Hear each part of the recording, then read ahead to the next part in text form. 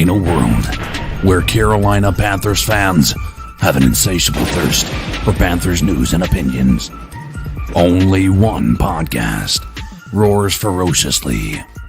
It's the C3 Panthers Podcast. What is the deal, Panther fans? It's your boy, Tony Dunn, a.k.a. The Professor, and it's the C3 Panthers Podcast brought to you by CarolinaCatChronicles.com, where every Tuesday night we chop up the latest Panthers news and opinions from the fan perspective. We've got a fantastic show for you tonight. Tonight's show's title is Panthers with a big win, but don't win big. Is that a problem? We will be looking back at the Jets game and ahead to the Saints game, and we've got some awesome guests tonight.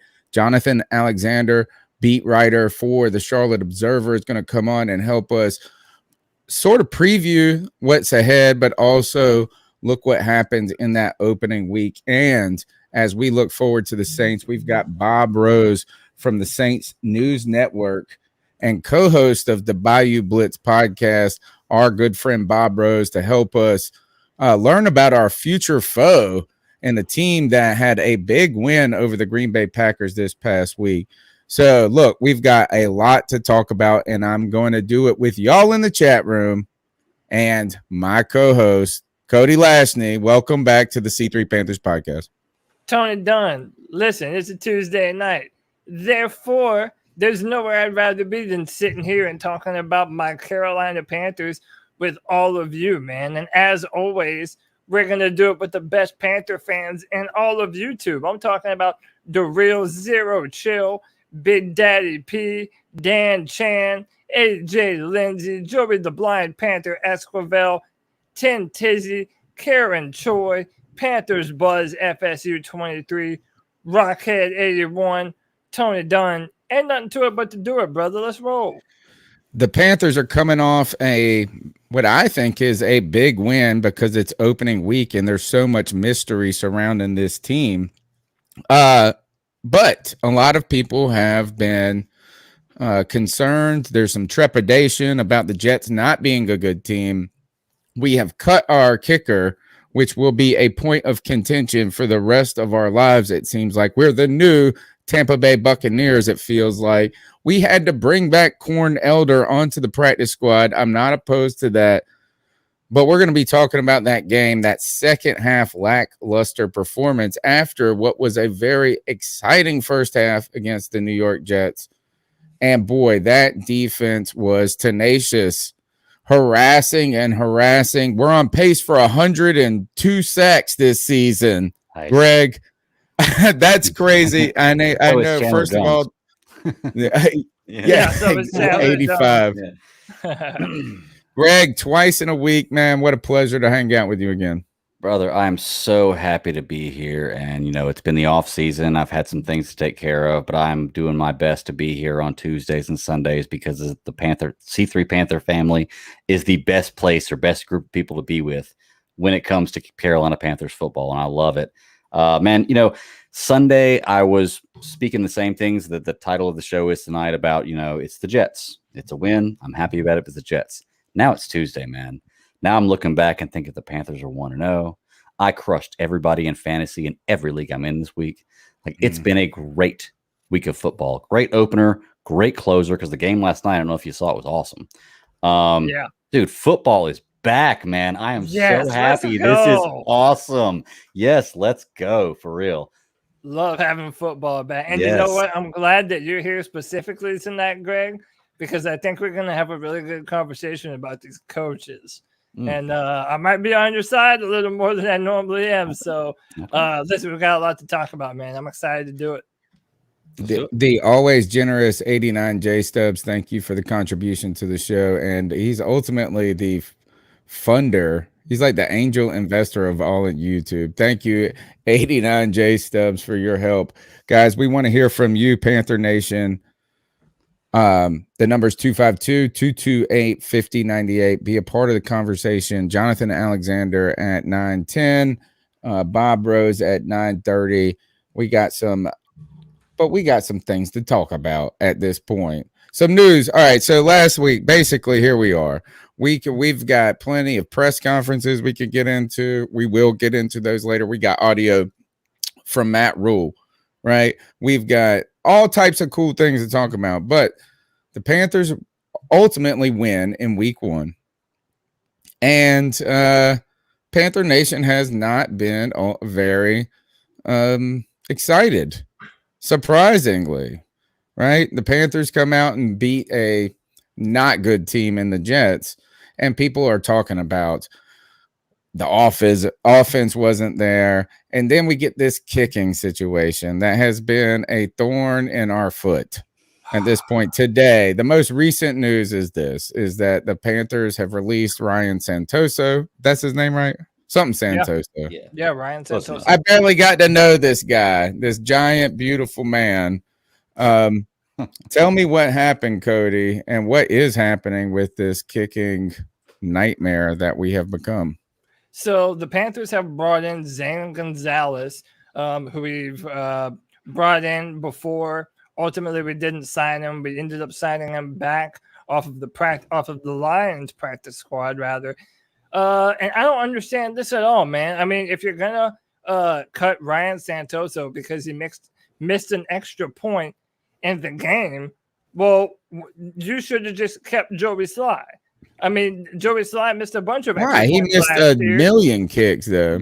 But my point is, you're going to give Joey Sly a million different chances, and you're not even going to give Ryan Santoso an opportunity, a full opportunity to prove that he's a full-time kicker in the NFL. Like, we're going to play Matt Rule's explanation for not wanting to kick that field goal on the Jets' 33-yard line. But, you know, they made it clear with their actions that they did not trust Ryan Santoso, and they weren't even going to give him the opportunity to earn that trust. Frankly, I think this is, you know, I can't really feel too strongly one way or another. I somehow don't feel very good about Zane Gonzalez. I know that's a kicker who's kind of bounced around from team to team. So there's not much to inspire with this. The kicker position has been one of the most mismanaged positions on this football team. There should have been more competition for Joey Sly much earlier in camp. And I frankly think that Ryan Santoso didn't get an opportunity to actually earn that job. And I think our coaching staff kind of failed him in that respect. My brother's in the chat room, Joe Riolano, founder of this show, said maybe they didn't want to give up that pick. Right, because if 100%, they did. That's what I'm thinking about. If he's on the roster this second week, we have to give up a 7th round pick. We got him for 1 game, and he missed an extra point to start. Right, it's not like you trotted him out there and missed a 52 right away. Is the man crumpled on an extra point right away, and then the team pulled the hard line. They pulled the hard line, like you said. We trotted Joey Sly out there for 63 yarders. He missed extra point every day. It felt like every game he was good for a missed extra point. This man, they went into camp and said, here you go. We believe in you. Ryan Santoso comes in here and misses 1 extra point. We say, get the hell out of here. We deported him. The Panthers deported Ryan Santoso.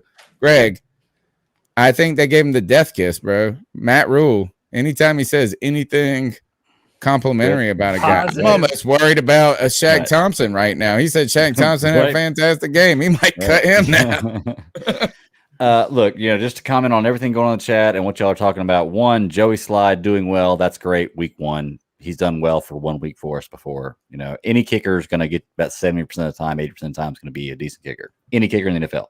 Sorry, it's going to happen. 2, the analytics show that the kicker generally is the highest scoring player on a team every year.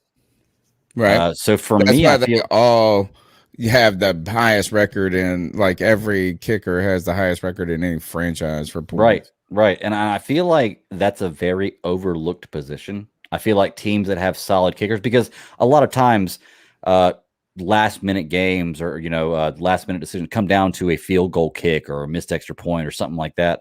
I feel like it's an overlooked position, and we have sorely missed on this position as of late. Harrison Butker, I mean, come on, seriously. And I know Sly's doing well. Yeah. He may go on to do really well. I'm flipping through some pictures and some examples of this as you're talking. And hey, listen, the skies are looking pretty blue if you're Ryan Santoso, because the current trend is if you're an NFL kicker and the Panthers get rid of you, dude, there's good things in your future, man. Right. Because right now, Joey Sly is living his best life with the Houston Texans. Graham Gano last year, he missed only one field goal in all 32 attempts. And, well, you know, Harrison Butker just has a Super Bowl ring, but whatever, not important, right? Right. Listen, this is something that the Panthers desperately need to get correct.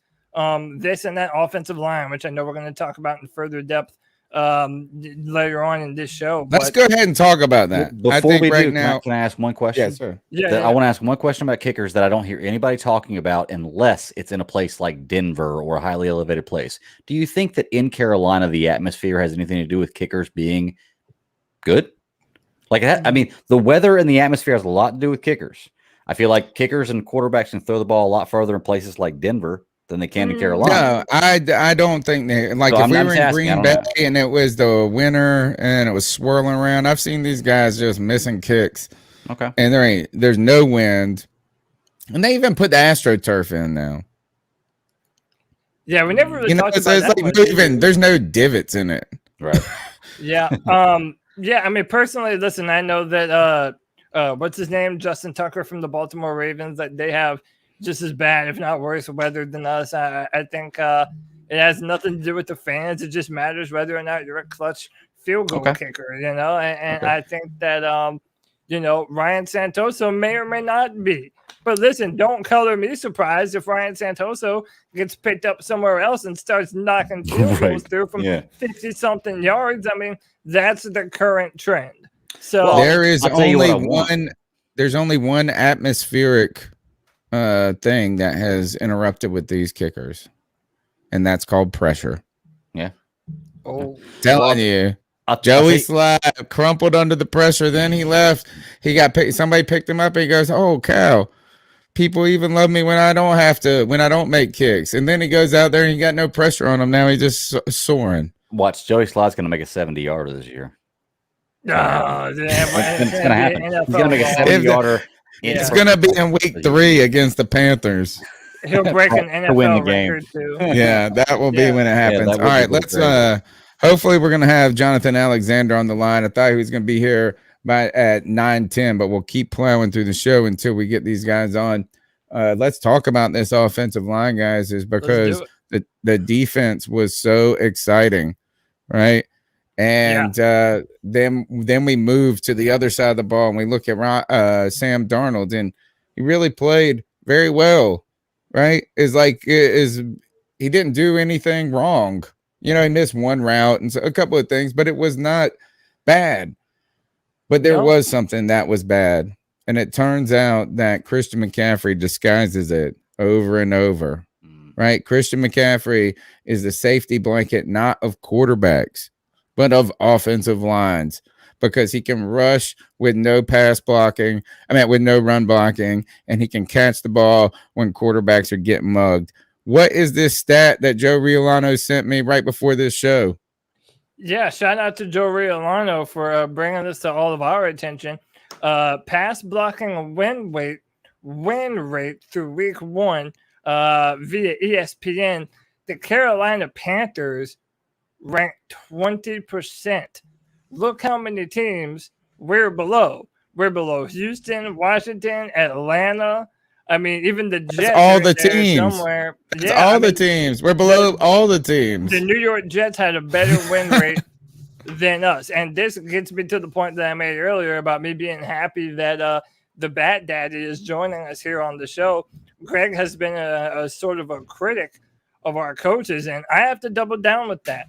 I think, frankly, we're seeing a disturbing trend where Matt Rule and Fitterer and all of our coaches are doing that Ron Rivera bullshit, where we have young, talented players on our football team that could be making meaningful snaps for us right now, helping out this football team. But instead, we keep on trotting out the veterans that we already know are not going to be able to hold up to this. And as we go into the Saints matchup, I so want to be excited about this defense, and I am. Our defense is going to be the only reason why we have a chance against the Saints at home this Sunday. But I'm here to tell you that's not true. I got a hot Let take me on. just finish I got a this real thought. take on that. Let me just finish this thought. There is a nightmare scenario, an absolute nightmare scenario, where Sam looks even worse because he's going to be facing constant pressure coming up the middle. And that interior of this offensive line is a problem. It's going to continue to be a problem. Deontay Brown and Brady Christensen need to be playing. For that matter, Tommy Tremble needs to be playing more. Ian Thomas was bullied and pushed around on the offensive line when they had him in pass protection. I mean, there was even a few plays of his that if he would have picked up his defender, Christian would have taken off for 20 more extra yards, and I have evidence that I'll be able to show you all tonight. We need to play our younger players. Yeah, they're going to make boneheaded, young rookie mistakes, but so what? Get them in there now so that way they're learning on the job and getting better as they acclimate themselves to the playbook. It baffles me, and I feel like our coaches are doing the same shit that Ron Rivera used to do. When we talk about this offensive line, though, we know that Taylor Moton, at least we didn't see him getting beat in this game. Cam Irving, I got to say, played pretty darn well. Now, the problem is that this offensive line isn't really getting beat. They're getting beat up. It's like the muscle that's coming after it, right? And even the good plays that the Carolina Panthers had came under some sort of pressure and duress. Can we hear from Matt Rule about this offensive line? Because Jonathan Alexander was the only person through 3/4 of the press conference on Monday of things that could get better that said, what about this offensive line? Right? And we have to be able, like, at some point, it's a big deal. So the Panthers have not made it a priority. Let's hear what Matt Rule's got to say when asked about this. Sam was under too much duress, too much pressure. I thought he was fearless. He stepped up, pressure in his face. But he was under too much pressure. We have to do a better job collectively of protecting the quarterback. So he says we have to do a better job of protecting the quarterback, but I'm trying to figure out what exactly that means. Does that just mean our offensive line has to pass protect better? Does that mean that they need better technique? Like, what exactly does that mean? And see, I can sit up here and go through tape and film, but we could have done that the past 3 years looking at Irving and Elfline and even Paradis and say that they didn't look good on film. So is it a technique thing or is it a talent thing? Because right now I'm thinking that it's a talent thing. Can I add something in here? Sure you can. Get them, man. Cody, well, listen, Cody, I'm on your side. I'm not a huge fan of these coaches, okay? But this is week 1, okay? This is my make or break year for the coaches. I told you all I've given them time.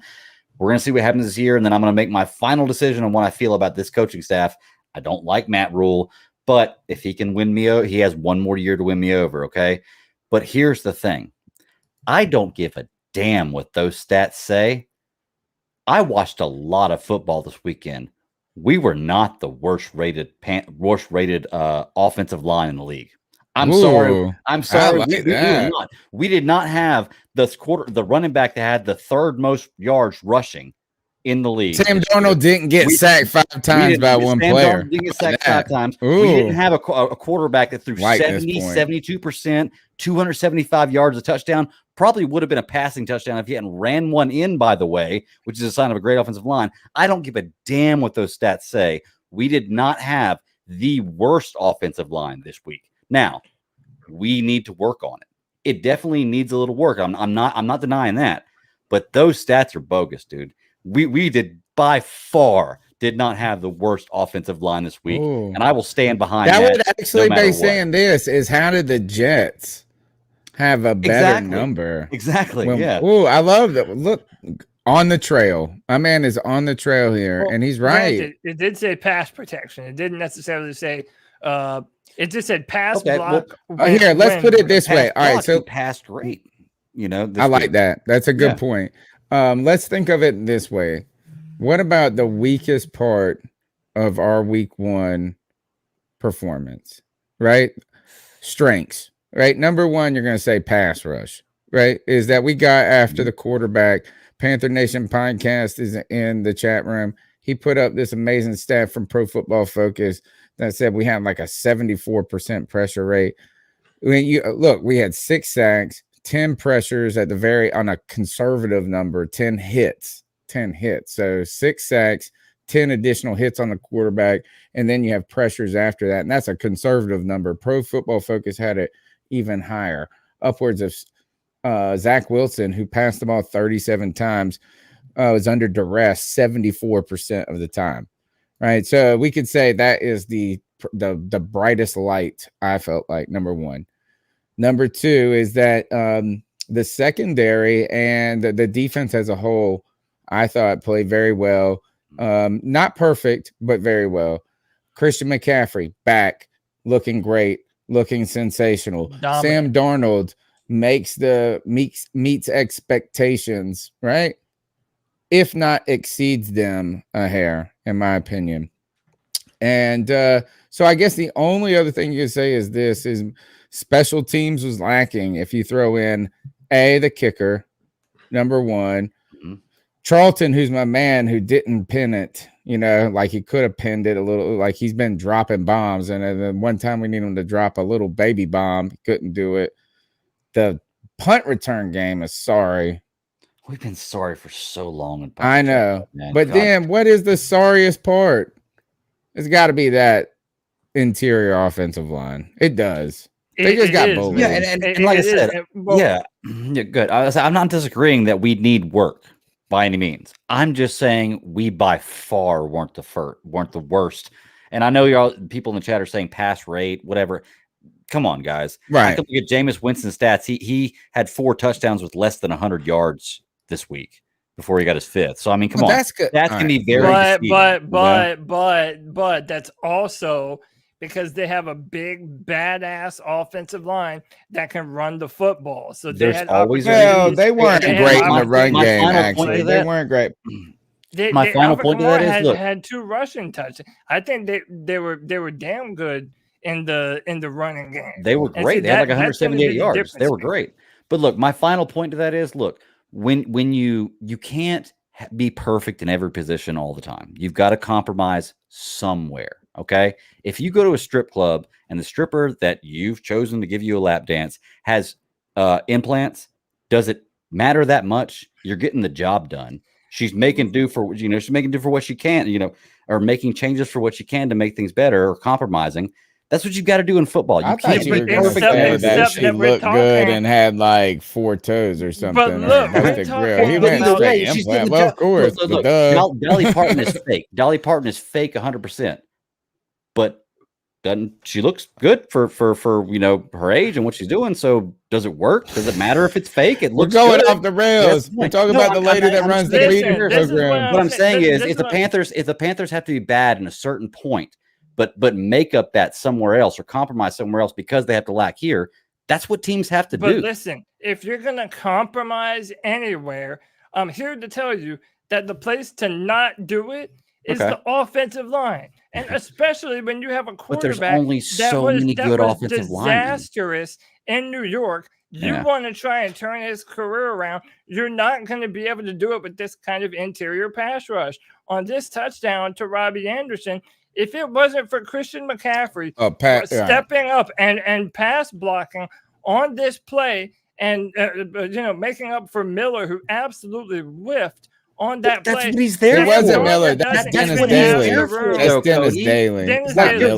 Dennis Daly. No, look, Cody, you're right. Even have the room to step up into that pocket to make the throw. You're right. But that's what Christian McCaffrey's there for in that play. That's why you put him there. Protection all the time. Dude, Cody, that's why you put him there, is for that reason. He is your security blanket. He's there to pick up the blitz, to pick up the guy that gets past the first line. He's your last line of defense. They plan for that.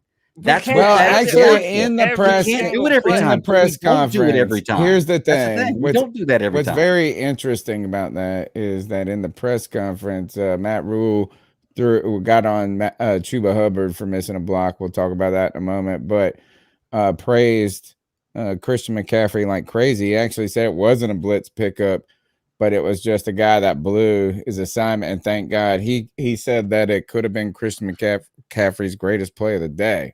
Yeah. Right. But here is that the whole point that we're trying to circle back to is out of what I thought were a very lot of positives, right? If we come to the first one of the first line of concern, it turns out to be the first line of defense, technically, and that is our offensive line. But next, there has been some heat that has come on this coaching staff, interestingly, about kind of the explosiveness of the offense. Now, I got some things to say about people who have been making these Teddy Bridgewater comparisons. We got to miss me with that. But Joe Brady has come under fire for not having a dynamic enough offense. And the tangible evidence of that continues to surround that kicking decision of punting the ball on like the 33 one time and the 37 another time. Cody, Matt Rule addressed this in his press conference about, he was asked why they decided to punt the ball in those circumstances. This is something we addressed in the post game. Can we hear that clip? Sure. So had some hard decisions to make, that I had the ball on the 33-yard line and punted it instead of going for the field goal. And, that's a tough decision to make. I can tell you that, but it felt like the way our defense was playing, I just wanted to try to pin him down. And we had worked, we thought we were going to get him down inside the 5, inside the 10. It didn't quite work out that way, but, we had a couple drives where we were able to pin him back and just playing off the defense. And defense, made some big plays for us. And yeah, I want to say that I don't disagree with Matt Rule's assertion there. Like, yeah, our defense was playing damn good. But one, it goes back to what I was saying about Santoso. You're not even giving him the opportunity in that scenario to put points on the board. And then number two, it's like you're trying to win the football game and you're choosing to not put points on the board. It's from 33. It's like I don't understand any of the kicking decisions that they've made. Even though I understand it, I don't think that was a good idea in that scenario. You take the points.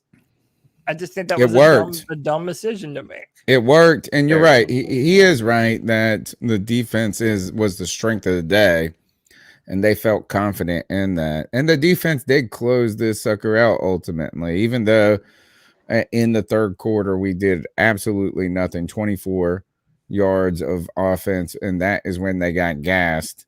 And these off-platform throws that Zach Wilson was able to make. But he is, I mean, like, I understand that the defense could win that game. The kind of the crazy part about it is that on the 33-yard line, 4th and 7, you have three choices. You can punt the ball, you can go for a field goal, which would have been 52, or you could even go for it on 4th and 7. Why didn't you just go for it at this point? If the defense, Right. If you have that much faith, Right. if you have that much faith in the defense, why don't we just go for it then? It's like, if you don't have faith in the kicker, then, and you got faith in the defense, well, why not? I mean, we don't trust our pass protection. But you can't say you don't trust the pass protection if in the interview you say you trust the defense and how great the defense was. That's what I'm saying. He's speaking in circles. All right, let's so we've talked, and we'll ask some of these questions. We've got our first guest of the night, Jonathan Alexander from the Charlotte Observer, beat reporter and best asker of questions in the post games and the press conferences with Matt Rule. I promise you this, the most insightful questions. I've said this to him 3 times on Twitter in the last year.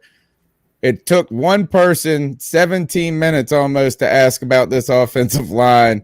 Finally, you did it. Welcome to the C3 Panthers podcast, Jonathan. Thanks for having me. And sorry for the mix-up and me not being on time, but I appreciate the kind words too. Glad to be No here. problem, man. We're gonna power through this. And look, week 1 against the Jets, the Panthers are able to not pull out a win. It felt like it could have been a dominant performance to start.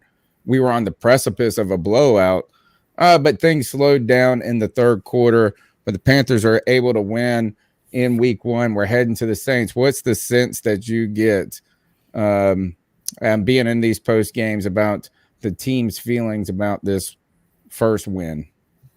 I think they're excited. I think, coming off last year, they felt like they were a good team, but they had a lot of close losses and the record didn't reflect that. I think that's how they felt. And then all offseason, they have been kind of working towards, really proving that they belong. They added a lot of key veterans there, and a lot of their younger players got a lot better. And, I think all that work and coming together is what they said. They came together. They finally had offseason. I think all that work kind of culminated and they put out a pretty good performance out there against the Jets, and they won. And I think, for them, it was kind of, proven to all the naysayers that they do belong. I think if you look, I don't know if y'all saw, but ESPN did some type of simulation, and they had the Panthers at like 5-12. They simulated the season, had the Panthers at 5-12, and with the number 1 pick in the 2021 draft. And I think they saw that, and I think they used it as motivation. Now it's only the first game, but I think what you saw, I think you saw some good things. Cody, get in there. So, Jonathan, once again, thank you for joining us tonight.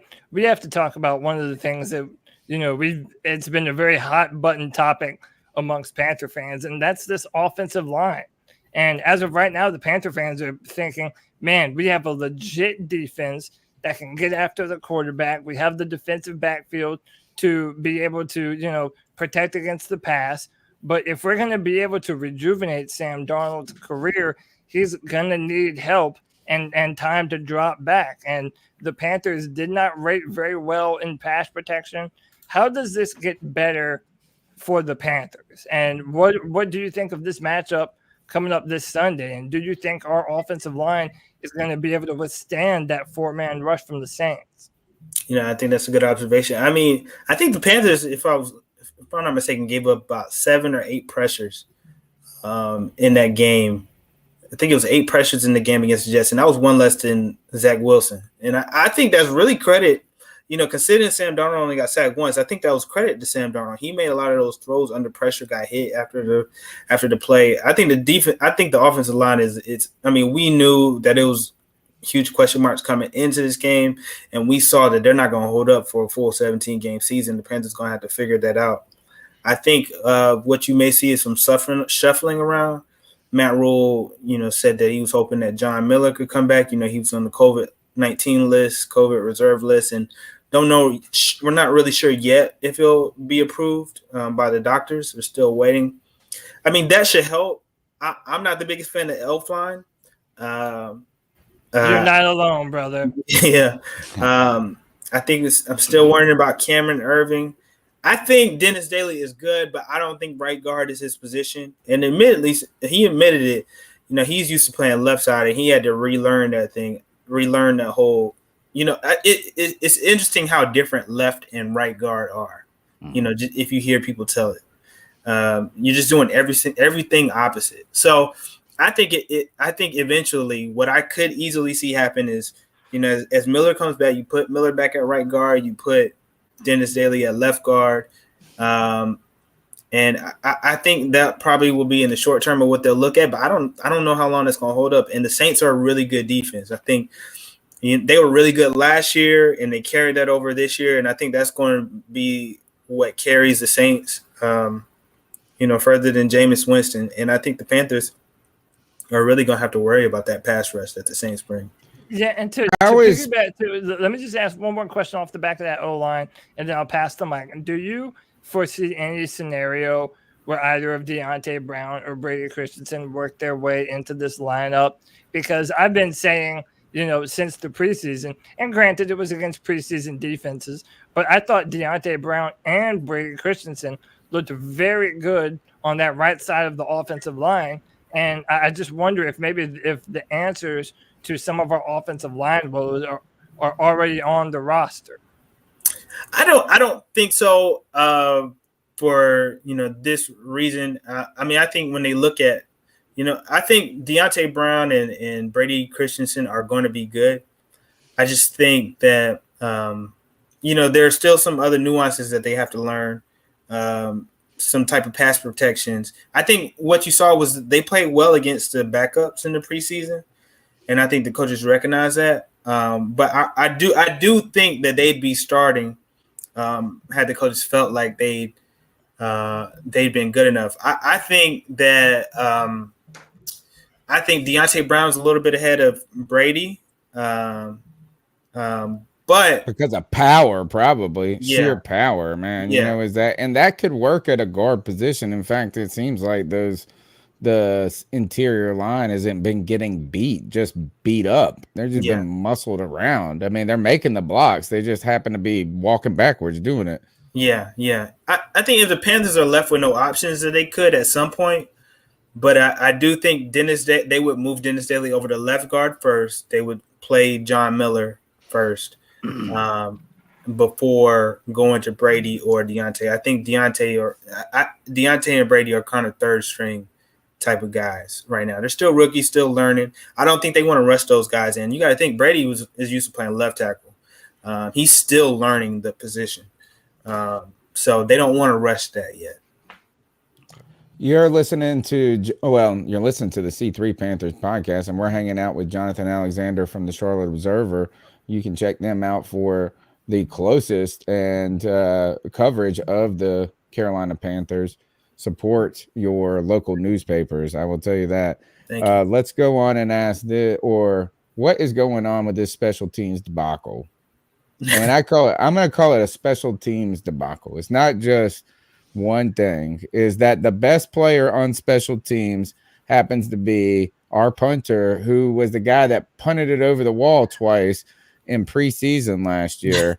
And then he becomes the man. Like all of a sudden he got the heebie-jeebies out of him, and now he's the best player on special teams. We've dealt with Joey Sly, no competition in camp. Now we had Ryan Santoso, who's been cut today, and who knows what's going on at the kicking position. And on top of that, man, that punt return game is a mess too, and has been a mess for the Carolina Panthers for a long time. What the heck is going on special teams? Yeah. I think Joey Sly was struggling, and he had been struggling for some time. However, I do think the Panthers overreacted in releasing him because they didn't have a plan when they did release him. As you saw, Joey Sly had a great game with the Texans. But I don't think that there was proper planning in this. They traded, for Ryan Santoso, and they get their draft pick back. However, they resorted to getting Zane Gonzalez, and Zane Gonzalez had a terrible 2020. I think he made only 72% of his kicks, and that's not going to get it done. I mean, even the Detroit Lions didn't think he was good enough to start for them. So I think what you're seeing is the Panthers made a mistake. I think, I do think they should have rolled it out a little bit longer with Joey Sly, just see if he could get over that hump and then address it, unless it just got too bad, but then address it the next offseason. Punt return, I think they made a mistake there too. David Moore wasn't getting it done as much as they were hoping for. However, they cut bait with him, and then Shi Smith gets hurt, and then so you don't have Shi Smith available. I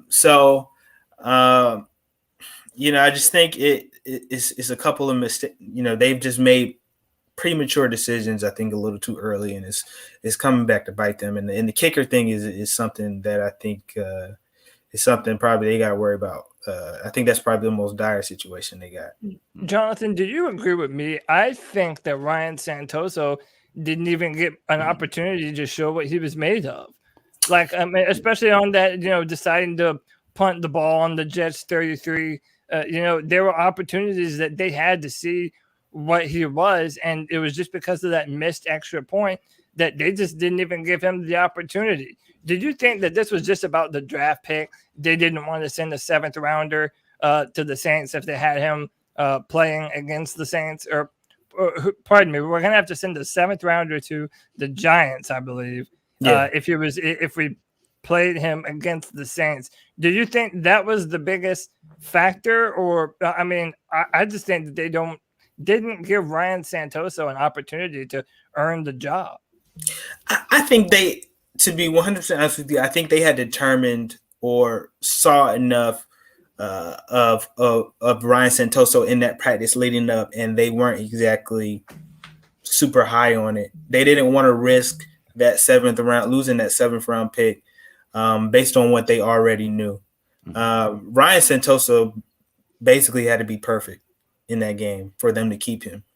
And he missed that extra point, and that was enough for them to say, yeah, we're not going to part ways. He's going to be gone. Exactly. So, you know, I did think it would have been a great, I did think they should have allowed him to kick that 52-yard kick. That a 52-yard kick is not that hard. That's a makeable kick. But at the same time, I do think their minds were already made up heading into the game. I think they had saw enough. And when he missed that extra point, it was over at that point. Mm-hmm. Can I say too, the kicker position is so difficult too, because, you know, Cody, I see what you're saying about not giving him a chance, but it's so difficult with a kicker because look at Joey Sly. He had a great game against this week, but he's had a great game with the Panthers too.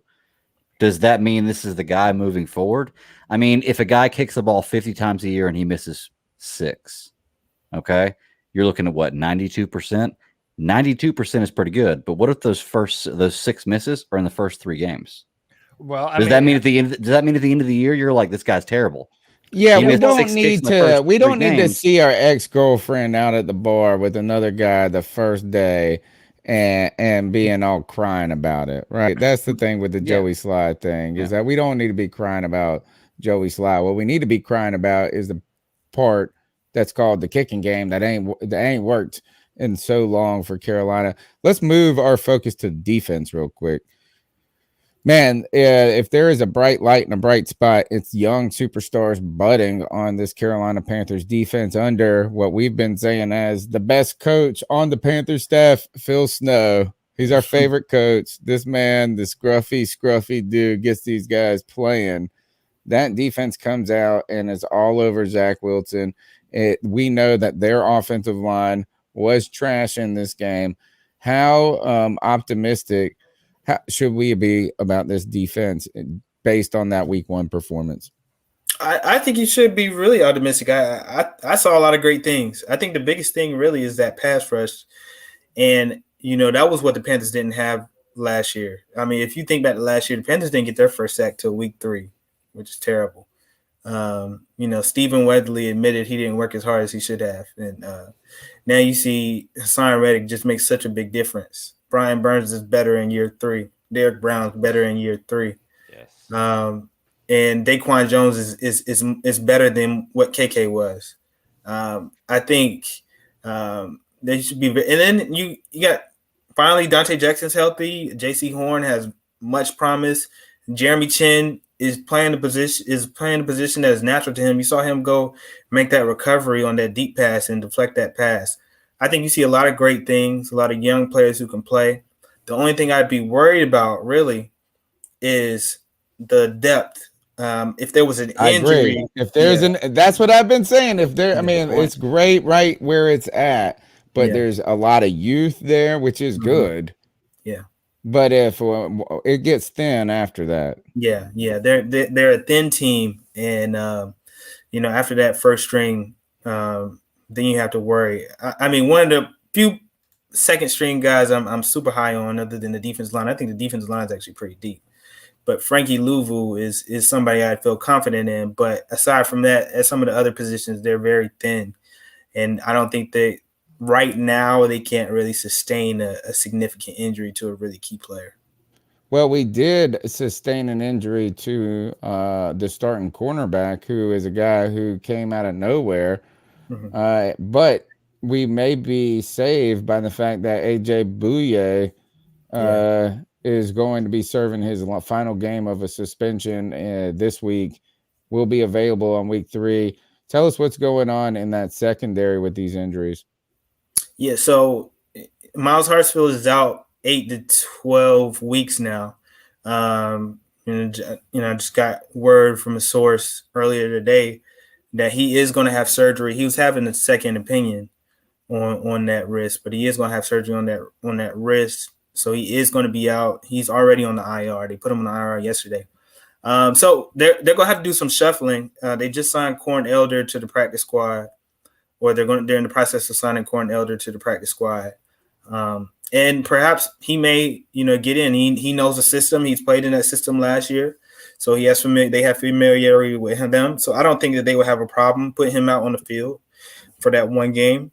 And if they don't do that, they'll likely probably move Justin Burris to nickel corner and start Sean Chandler, which isn't ideal.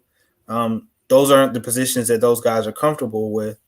But it might be what they have to do. And then week 3, they get AJ Bouye back, was going to be a huge upgrade because AJ Bouye is a veteran. He can play. He's been injured. Former Pro Bowler. Former Pro Bowler. We're hoping that he is going to be a contributor. I'm going to give everybody a final question so we don't take up too much of your time. My final question, though, because I've been working on this one. Like I said, you ask great questions. We have to deal with some bad questions in these press conferences. I'm going to tell you that. We got to deal with some bad questions from people. And I'm not going to call anybody out, but you have asked some of the questions that we have been kind of hoping someone would just say. And they've been wonderful. Just like this. Today was 12 minutes into this press conference, and no one has asked, what do you think about this offensive line performance? Yeah. And that was the question, and I loved it. My question to you is, what is your question for Matt Rule this week going into the Saints? What do you want to know about the Saints from Matt Rule? That's a good question. I have not. Yeah, we got good questions everywhere. Y'all do have good questions. Man, what do you want to know from Matt Rule about the Saints? About the Saints, or this week? The first thing that comes to my mind really is why they decided to get Zane Gonzalez. He was not good last year in 2020, and what makes him think that he can get the job done for the Panthers. We need Jake Verity. I'm an ECU alum. My man is the Baltimore guy that every year they've tried. They say, Justin Tucker, you're going to kick all season for us. We know that. So we're going to have some punter come out here and be really good because there's no pressure.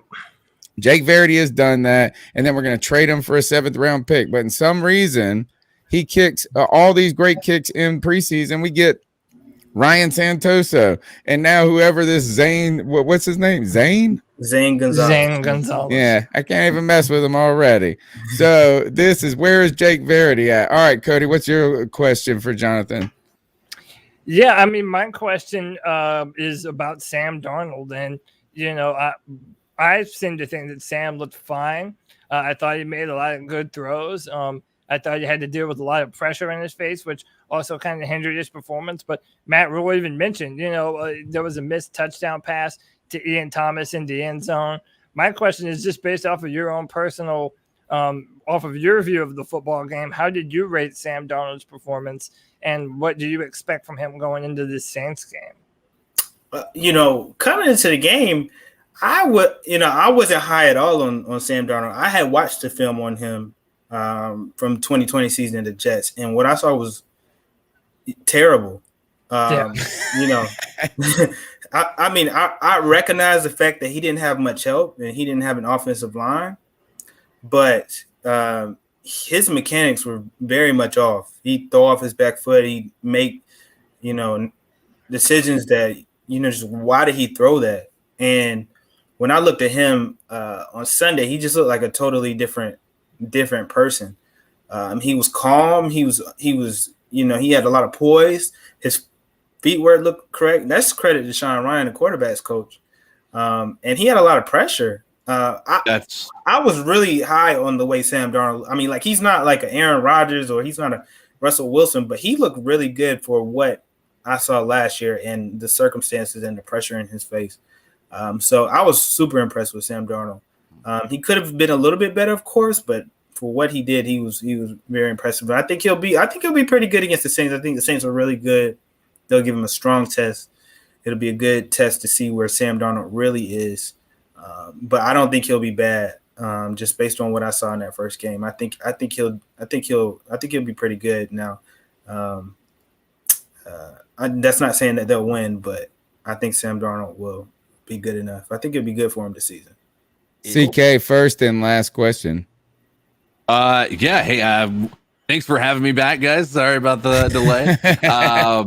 And forgive me, you probably have already addressed this, but after the game against the Jets, I was, let's just say, critical of Joe Brady. And I felt as though we have the tools necessary outside of maybe an offensive line capable of holding pass blocks, for an extended period of time. We have all the tools. We have everything we need. And it just felt like there was one quarter of great, explosive, not just explosive, but like creativity. And then everything else was vanilla. I'm sure that other fans, it's interesting. We come off of a year where Joe Brady was being hailed as possible head coach for all these places, even though some of these same criticisms existed with Teddy Bridgewater in this offense last year. And I don't know that I've seen a jump yet in week one against the Jets, when you probably should have a jump from an offensive coordinator. So when you, I guess, look at what this team did this past week, are you higher or lower on what Joe Brady is, and how do you feel about him moving forward? I think I'm about the same. I mean, the same criticisms I had of Joe Brady last year are the same criticisms I had this year. I do think he found a quarterback who fit his system a little bit better, but some of those play calls on third down, particularly, I just wanted to just stick in my head. It was a 3rd and 8, I think, and they threw an out route to Dan Arnold for 5 yards, and he had no chance to get that first down. Absolutely and I think and the Panthers were 4 of 14 on third down conversions. They were 1 of 4 in red zone touchdown opportunities. I mean, you're just seeing some of the same kind of mistakes happen. I do think that's on Joe Brady and the coaching staff. So yeah, I've been kind of the same. I think Joe Brady definitely has to prove them. Well, it felt to me like they did everything they could. And they did the same thing last year to take the football game out of the hands of the quarterback. Like, instead of letting, like, even last year, it felt like, everything that was called was called. There was not much maneuvering. It was you do what we tell you. And it didn't feel like there was much, audibles or anything. And that's what you see out of great teams. You see the quarterback adjusting to what the defense is showing them, and not I just don't feel like you're seeing that. I feel like it's very like, We're playing this play the way that we called it in the huddle and nothing else, no matter what we see on the field. I feel like they're taking a lot of that, the uncertainty of what Sam Darnold and Teddy Bridgewater can do as a quarterback, out of the equation. And as you said, it's a system, but it's also a system that's going to be predicated on a really good defense, and that's only going to last so long on a 17-game season. Yeah, I agree with that. I mean, Joe Brady's definitely got to be better in his play calling, I think. Panthers should have had more points on the board. They should have beat the Jets by at least 2 or 3 touchdowns. Mm-hmm. Absolutely, I agree. Anyway, final question, Greg. Final question, man. I've had a lot running through my mind. I'm going to try to sum up just about everything we've talked about the whole time into one giant question right here. We talked about the O-line. We talked about Sam Darnold. We talked about A.J. Bouye coming back. With the roster we have, we've seen that quarterbacks and the likes of Brad Johnson and Nick Foles can win Super Bowls. So you don't have to have the best quarterback in the NFL. Yeah.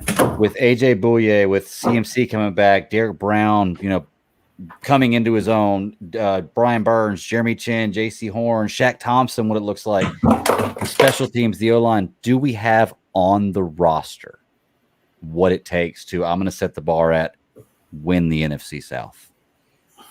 To win the NFC South, with no. what we have on the roster. I don't think so. I think Okay. to win the NFC South and to be a deep playoff team, I think you got to have a deep roster. And I don't think the Panthers have a deep roster. I think that the Buccaneers are hands down the best team in the NFC South, NFC.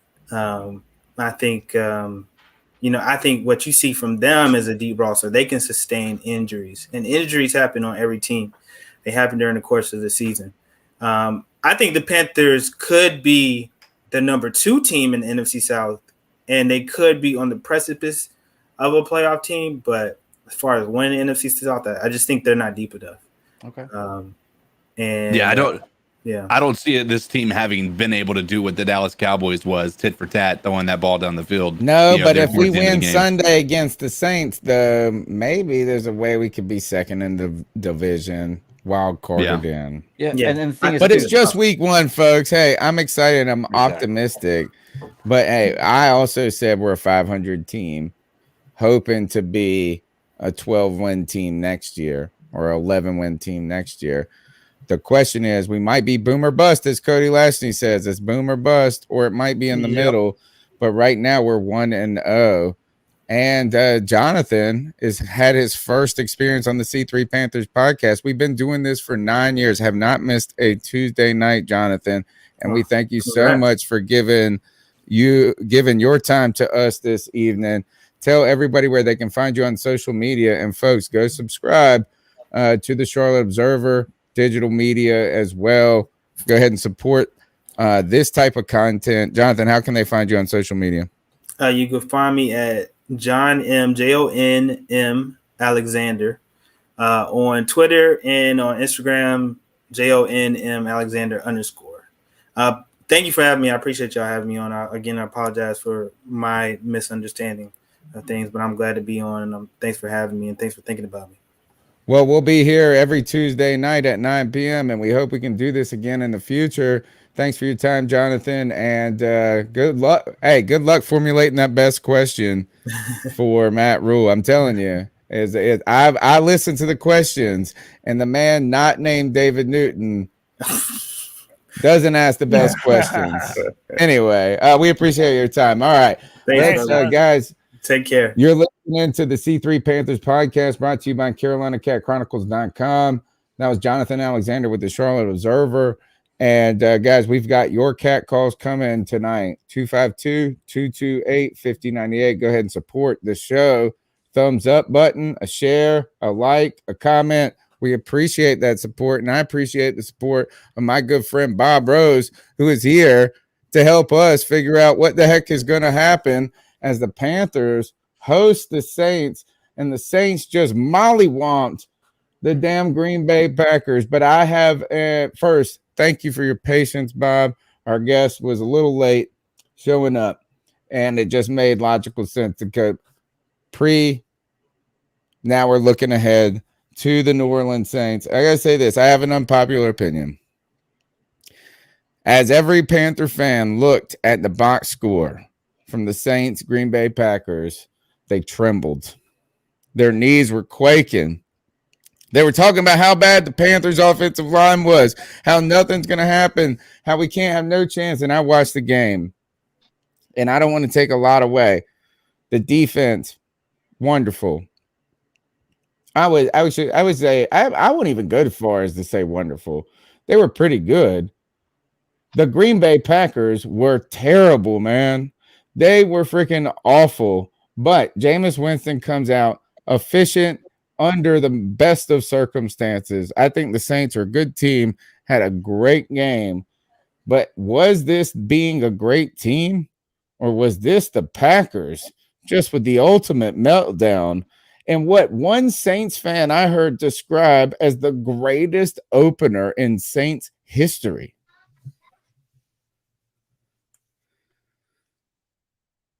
And Bob. Bob, you there? Can you hear us? Yeah, I can hear you guys now. You broke up a little bit. It's a monologue. Sorry for my monologue, but are you guys a great team, or was the Packers? And is this the greatest opener in Saints history, or was this the greatest meltdown in the history of the world for the Green Bay Packers? Guys, it's somewhere. And guys, thank you so much for having me. Y'all make me feel like a rock star every time you're on, or every time I'm on with you. A little bit extra time in the green room never killed anybody.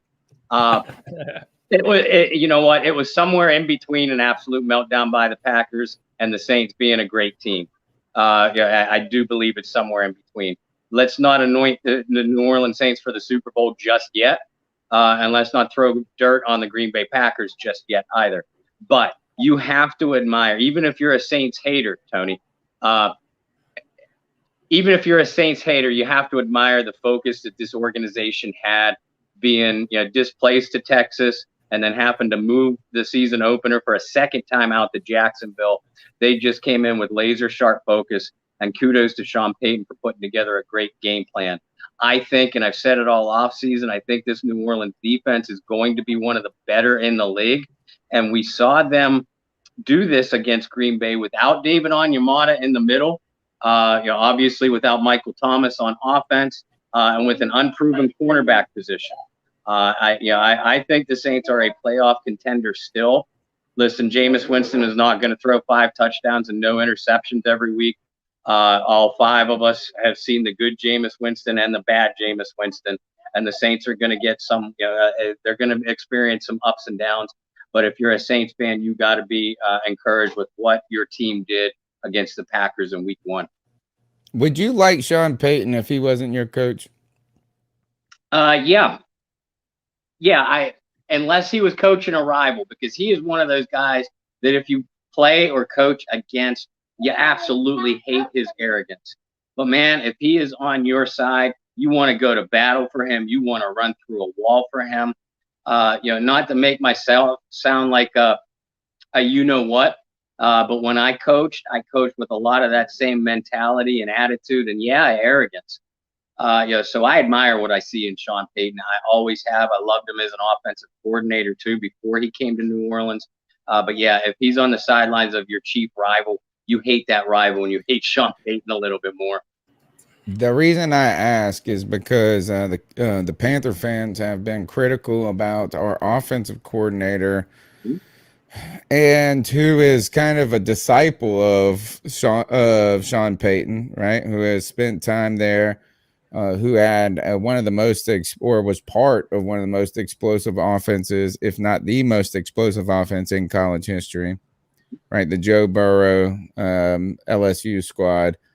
And some people, I saw a great tweet from someone today, and they said, we all hoping Joe Brady can put together an offense that scores 40 a week. Sean Payton come out there trying to put a 50 burger on you every time, man. And that's why I asked that question is there's a lethalness that surrounds the way he coaches that offense. I heard something to the effect of that he saw one defensive formation from a Packers game last year against the Chargers, and he saw that and he called a play, and it resulted in a touchdown. How is this guy so dialed in, and can he continue that sort of dominance with a Jameis Winston and some of the challenges that are facing this team with COVID now and some of these injuries? Hey, listen, and that I'll tackle the COVID issue first. News broke today that 6 Saints assistant coaches, their entire offensive staff outside of Sean Payton, tested positive for COVID. Now, the entire coaching staff has been vaccinated, which gives those men a shot at being either on the sidelines or in the booth on Sunday, but they have to meet a whole lot of protocols between now and then. And that changes their preparation for you guys, too. It means that all game planning, all coaches meetings, they have to be conducted through Zoom. Now, obviously, every NFL team experienced that to a big level last season, so that's not a big change. But you're still talking about an inexperienced receiving crew for the Saints, and a quarterback in Jameis Winston who's only making his second start for the team.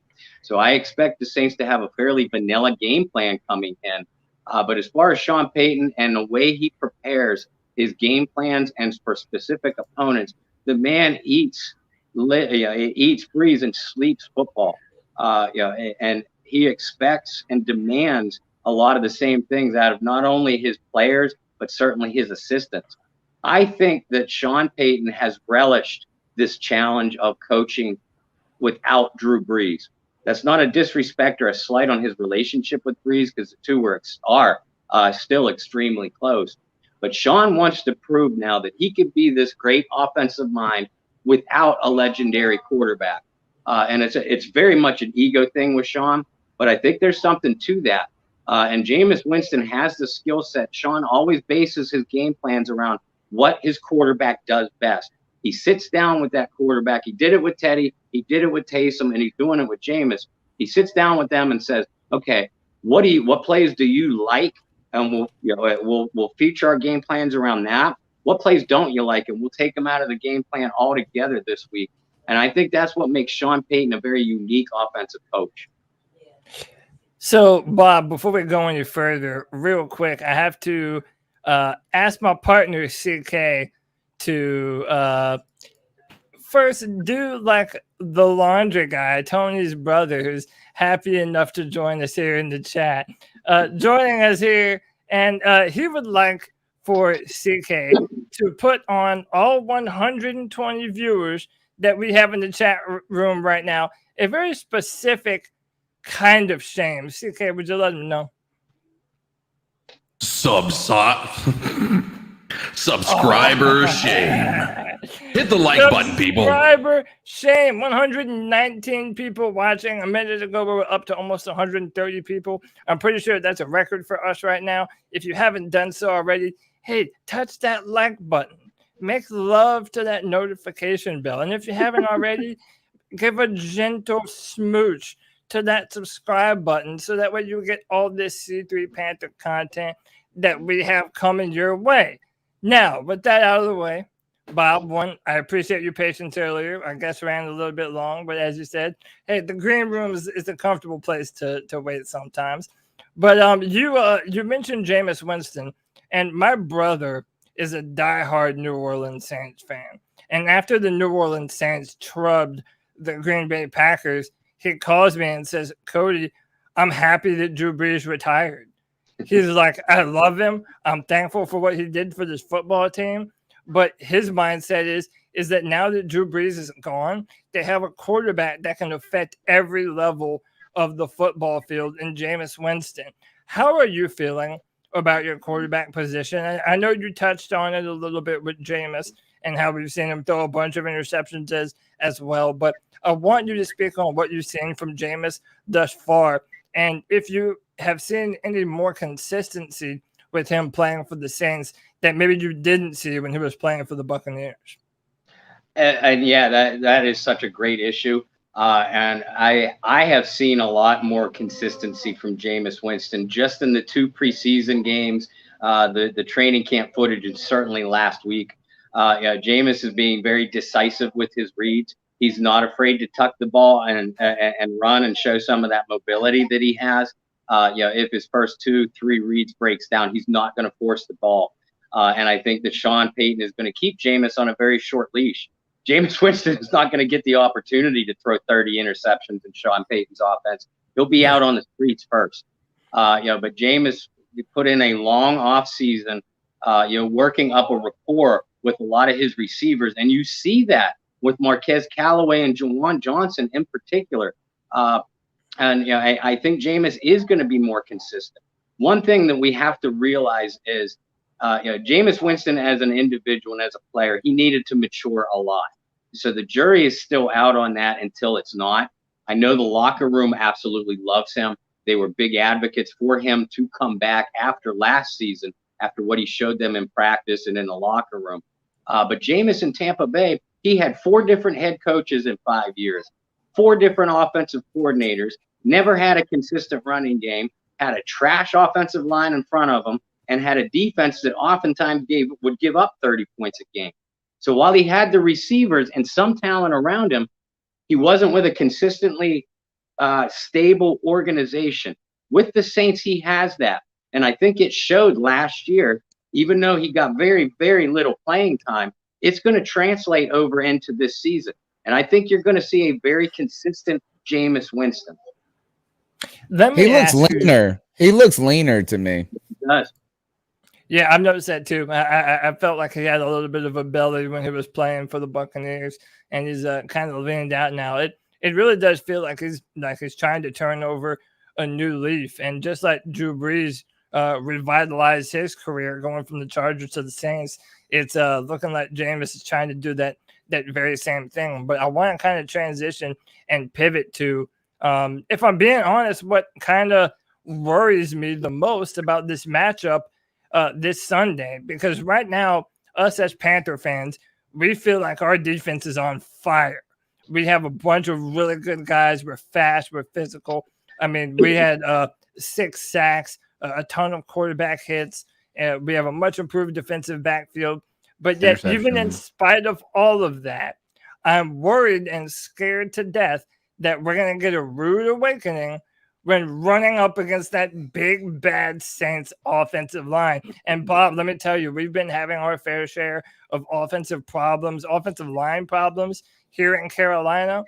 But man, I have to be honest. I feel like the New Orleans Saints have had for the past few years one of, if not the very best offensive line in all of football. Do you foresee that as your offensive key this season, just because you don't have to put everything on Jameis Winston's hands? You know you have Alvin Kamara and an offensive line that allows you to be as versatile as you want to be. Yeah, absolutely. I think that's the bit. If the Saints are going to be a playoff team, like I think they are, it's because they beat people up in the trenches, both offensively and defensively. And I know we'll get to that in a minute. But the strength of this Saints team is undoubtedly their offensive line. Even when center Eric McCoy went down in the first series, that line still stayed together and had a very, very strong performance. They shifted Cesar Ruiz in to center from his right guard spot and plugged Calvin Throckmorton in, who's in his second year but saw very little playing time last year.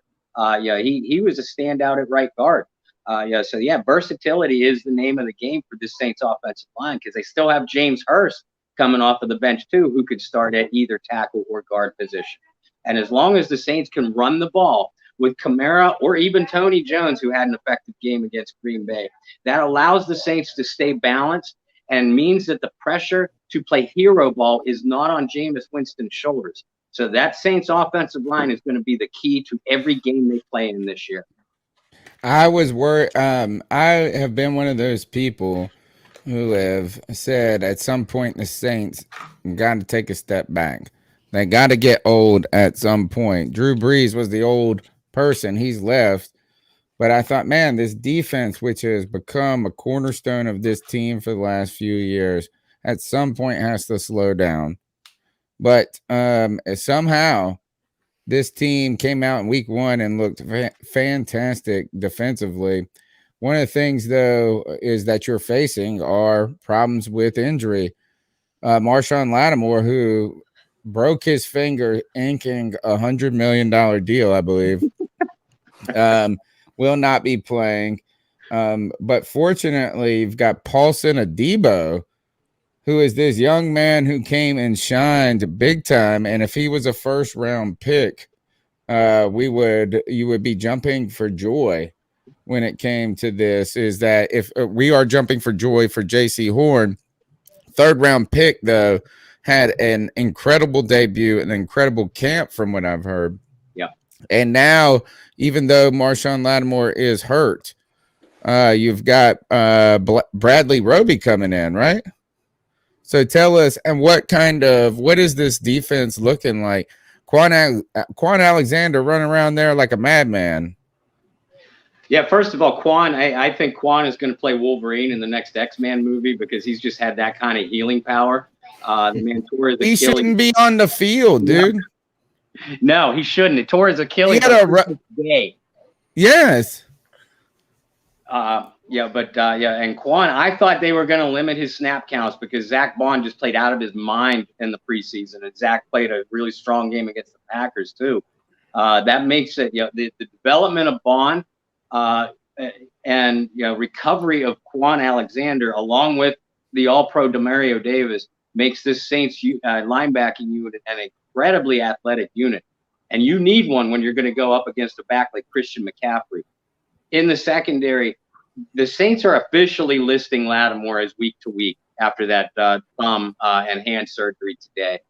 But I think I would be absolutely shocked if he played on Sunday. But you're right. Bradley Roby is going to be activated. The Saints had just traded for him last week. And don't forget about Desmond Trufant either, our old friend from Atlanta. I know he had a little bit of an inconsistent game against Green Bay, but he was only a Saint for 3 days by the time they plugged him in. So I think Trufant and Adebo are probably going to be your starters. With Roby getting as much playing time as possible, and Chauncey Gardner-Johnson going to be manning your slot. They're going to be tested because I'm huge fans. You guys know I'm huge fans of DJ Moore and Robbie Anderson. They're going to damage a lot of secondaries this year. And now you added Terrace Marshall into that mix. As long as they can keep you guys can keep Sam Darnold healthy, he's going to light a lot of teams up. So Adebo is going to be targeted again this week, just like he was against Green Bay. I love the young man. He would have been a first-round pick had he not opted out of his last year at Stanford. And he could play physical man coverage, athletically match up against pretty much any wide receiver he's going to go up against. And he has great ball skills and off-ball coverage. So, I think Adebo is going to be the key this week. He's going to have to continue that impressive performance he had in week 1. But Roby and Trufant are going to be under the guns too against this impressive Panthers receiving corps. Cody, go ahead and cue that Jameis clip up real quick, please. Sure thing. My question for you, Bob, is how prepared are the New Orleans Saints for the Carolina Panthers? As we asked Jameis Winston about his, I've watched this thing a billion times. Defense in the running game give overall shape to the way this played out, Jameis? Well, I just think we were prepared. One thing my trainer, he told me, he said, what did he say? He just told us to be prepared. What did he say? And you know what is that? I know I laughed and I giggled at Jameis Winston nonstop over this. I watched it 100 times. It made me feel so good. But I would have been that same guy that was about to say something and had the fleeting moment. Jameis Winston looked up to the sky and said, I don't care what I was about to say. I'm just prepared. Just be prepared. How prepared are the Saints for the Panthers this week? As we're all tied for the lead in the division. And listen, Jameis Winston can make as many mistakes as he wants to post game.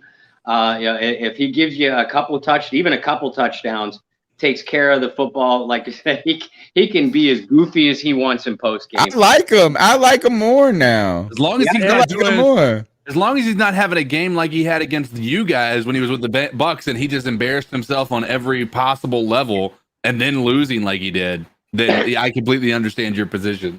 Bob, I think one of the things that endears Jameis to so many people is that it doesn't seem like he's trying. Like, he's not trying to make people laugh at him. Like, this is just who he is. Like, I love it.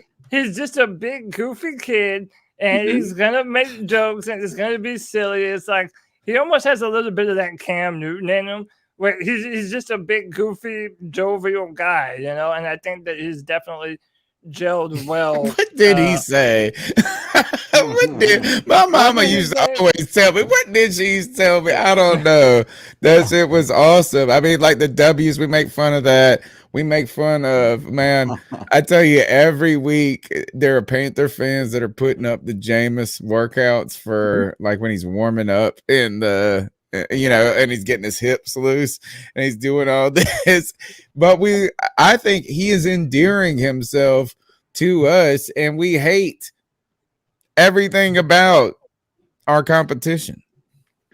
You know what? I know you do, and I respect that. But I think that I feel pretty confident that all five of us can agree that we can present, the Panthers Saints can present a united front against the Brady-led Buccaneers and, of course, the hated Atlanta Falcons. Yeah, Aren't they so bad? Aren't the Falcons so bad? Isn't that the most glorious thing in the world? Did you see that picture of Matt Ryan just laying on his face? Yeah, he's laying on his stomach and he's just dead. I didn't even feel bad. I was just like, oh, that's awesome. Moving on.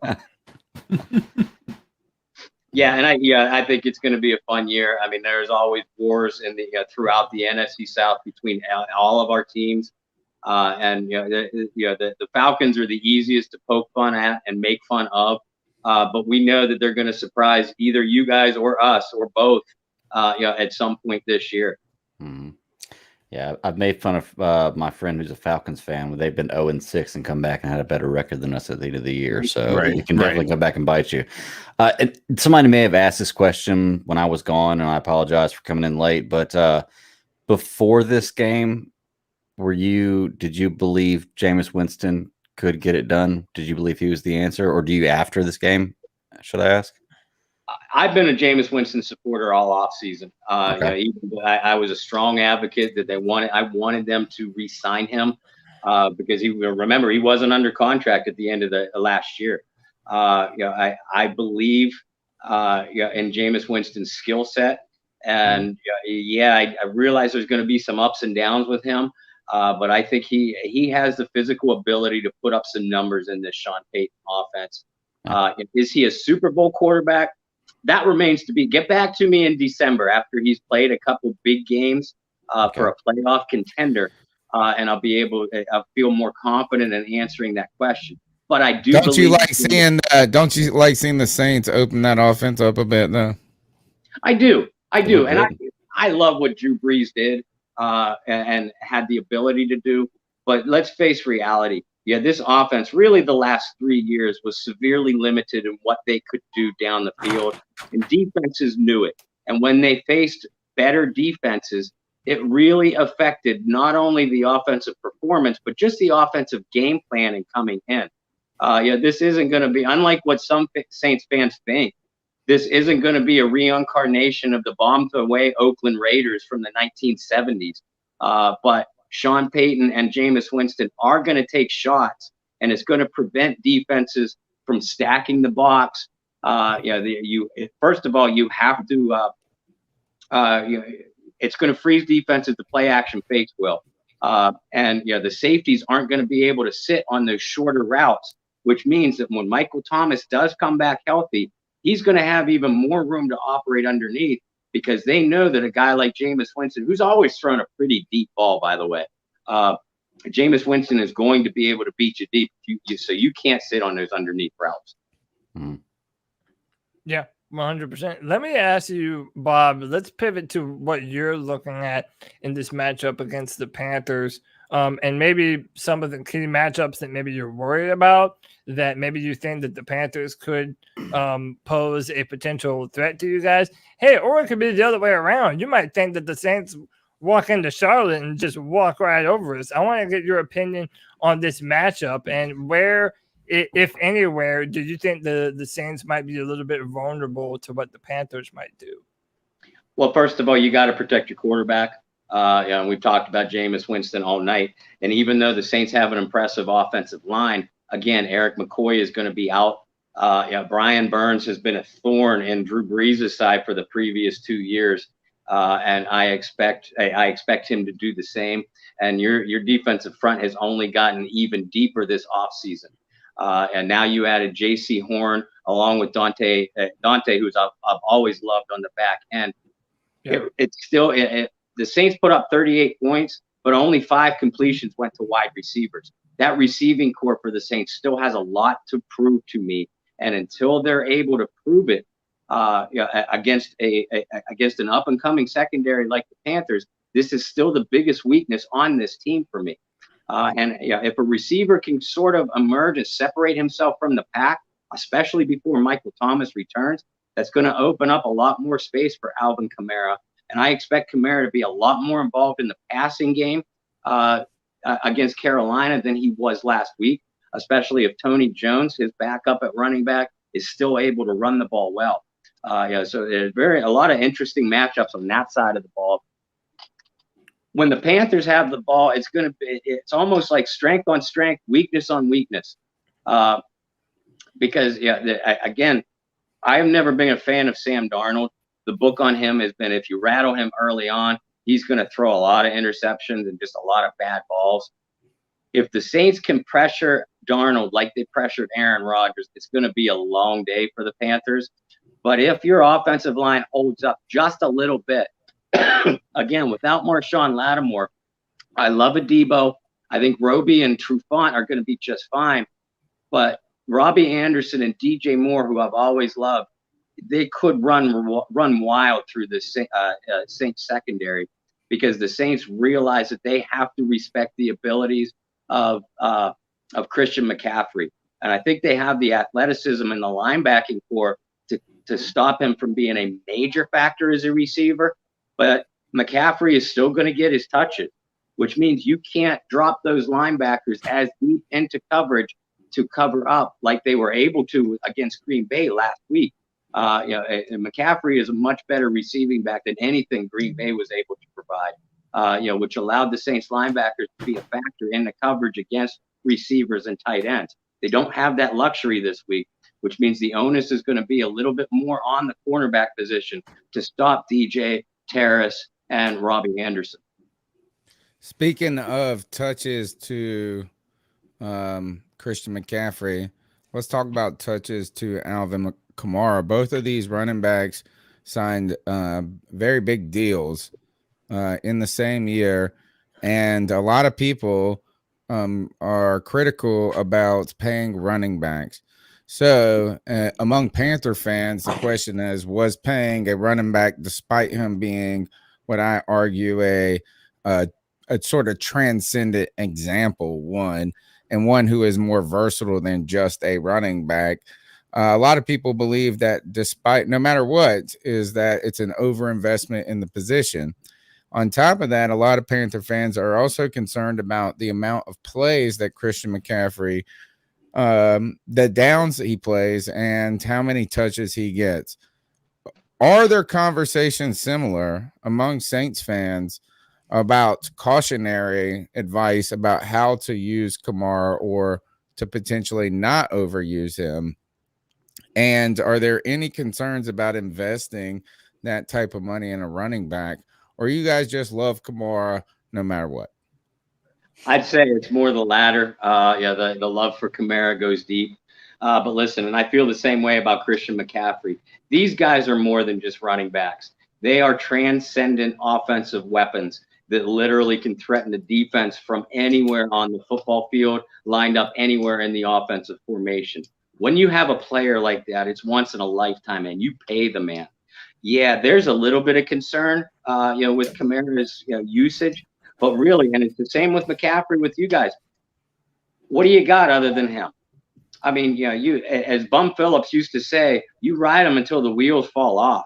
Kamara, and I feel strongly, I know it was this way with his dad, Ed McCaffrey, so I feel strongly Christian's the same way. Kamara has such a vigorous off-season workout program that you don't have to worry about him wearing down necessarily. Now, having that number 2 back, like Latavius Murray before him, and hopefully now like Tony Jones, having a number 2 back is key. And that's where the Carolina Panthers really need to pick up the slack, for Mac. But if you have a number 2 back like the Saints do, you don't have to pound Kamara between the tackles 20 and 25 times a game. You could still get him his 25 touches, but you can do so in more in open space where this man's skill set is best served anyway. And Bob, I wanted to ask you about some of these matchups, or not matchups, but some of the players that are not going to be participating for the New Orleans Saints. The chat said even Davenport would be missing. Do you know if that's confirmed or not? That's true? It is true. Marcus Davenport injured the pectoral muscle. Who had a incredible first half against the Packers, a sack, a lot. I mean, he was all over the place. He was beating up on the Packers tight end, really bad. I think it's a pec injury, and best case scenario 2 weeks, maybe. Worst case scenario longer. Yeah. So, Bob, my question, my full question was like all of those players that you're going to be missing, not having Michael Thomas, not having Marshawn Lattimore, now not having Davenport. How big is that going to change this matchup with the Panthers? And does that change any of your game plan with what the Saints might do this Sunday? I mean, it's huge. Obviously, we talked about, the Saints receivers and them still being, I love Marquez Callaway. I love Deontay Harris, but they're no Michael Thomas. So you have to adjust your passing game accordingly. You have to rely more on Kamara, not only as a runner, but as a receiver. Defensively, the Davenport injury Davenport absence doesn't worry me as much this week as losing Marshawn Lattimore.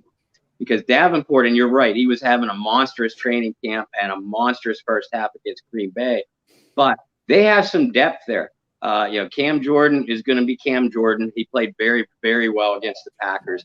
But when Davenport went out, Noah Passanio, free agent pickup from Kansas City this offseason, had a whale of a second half. And they have a young pass rusher named Carl Granderson. And they, of course, used a first-round pick on Peyton Turner, who wasn't even active this past week. So the Saints have some depth at the edge, some proven depth. Guys that they can even move inside on pass rushing downs to get all of them on the field at the same time.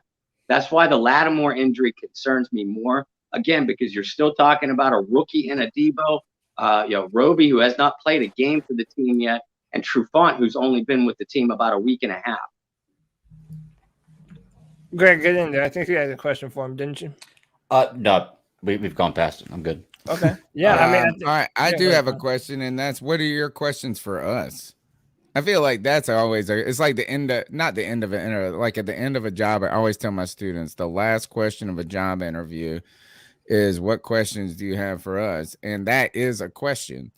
So you're always like this. If they say this is, when do we get paid? You're like, sorry, I ain't getting it. But if you're like, so I was looking on your website and I saw this, what are your questions for the Carolina Panthers and for us as we go in to both of our first divisional matchups?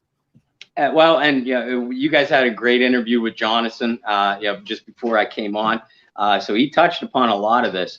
But if I'm in your shoes and I'm covering the Carolina Panthers, my concerns, therefore my question to you would be, is Sam Darnold the answer either long-term or even this week again? Is he the quarterback you want going up against the New Orleans Saints pass rush?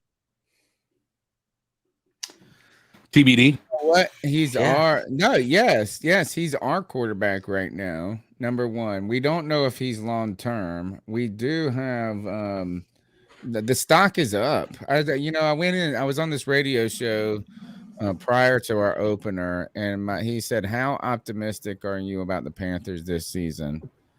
And I was ready to give my real answer of like, well, I want to be 500. I want to show progress under Matt Rule and stuff. But I changed it up. I said, I got a 10 right now for the Carolina Panthers in week 1 against the Jets. I want us to get a win. I'm feeling optimistic about our defense. I'm feeling optimistic that Sam Darnold could be a reclamation project. And I also finished my answer to him by saying, in week 2, if you ask me this question, my answer may be a 9.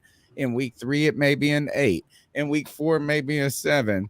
But right now, when it comes to Sam Darnold and what I saw in week 1, I am happy that he has the potential that can overcome what the limitations of Teddy Bridgewater were. And I'm going to say my ice up pick is coming late in the show, so y'all can get ready for it. For all y'all people who are like, oh, look at their first 2 games with the Panthers were eerily resemblant. And then you go and look at Teddy, who did have a very good game in Denver and threw the ball arguably farther than he ever threw it in Carolina at any attempt. And I say this is miss me with that conversation. I mean, I saw enough from Sam Darnold right away that says the potential could be there. I don't know if it is there, but I'm ready to roll with Sam Darnold until we're not. And Bob, a lot of it depends on our offensive line. This is a conversation that we've been having for, I mean, dude, since the end of last season, we've been having this discussion about our offensive line. Matt Rule, our head coach, compared it to I-85, which is an interstate that runs through Charlotte, goes down to Atlanta, but it's like always under construction. It's always shit to drive. And Matt Rule compared our offensive line to I-85. So it's like, we have a lot of moving pieces. I think Sam could have and should have had a much better performance than he even did versus the Jets. A few of them were on him. He missed the same pass to Ian Thomas that would have went for a touchdown. He then missed Terrace Marshall Jr. He has some ups and downs. We can't really fully give a full assessment of him yet. But, man, if this offense continues to play, this offensive line, specifically the interior, continues to play as bad as it has, one against the Jets, but also throughout the preseason and even from last year, it's probably going to be a lot of the same from Sam Darnold unless we can pass protect. Look, for me, based on what Carolina's had the last few years, looking at what Sam Darnold did this last week, I just need a Brad Johnson, y'all. To be truly honest with you, Brad Johnson won the Super Bowl with 3,406 yards, 22 touchdowns, and 6 interceptions. I mean, I need a game manager that doesn't turn the ball over, and that's what Sam Darnold showed me this week he is capable of doing. Right. I'm not saying he's going to do it every week, but I need a guy that can do that can pass the ball down the field when need be and can still manage the game whenever. And so far, based on what he showed me, he can do that. And until he shows me otherwise, I'm going to stand behind Sam Darnold. I believe that we're undervaluing what he's potentially able to do, right? Yeah, even with the game manager aspect of it. I mean, he has the potential to be better, like one of the better quarterbacks in the league.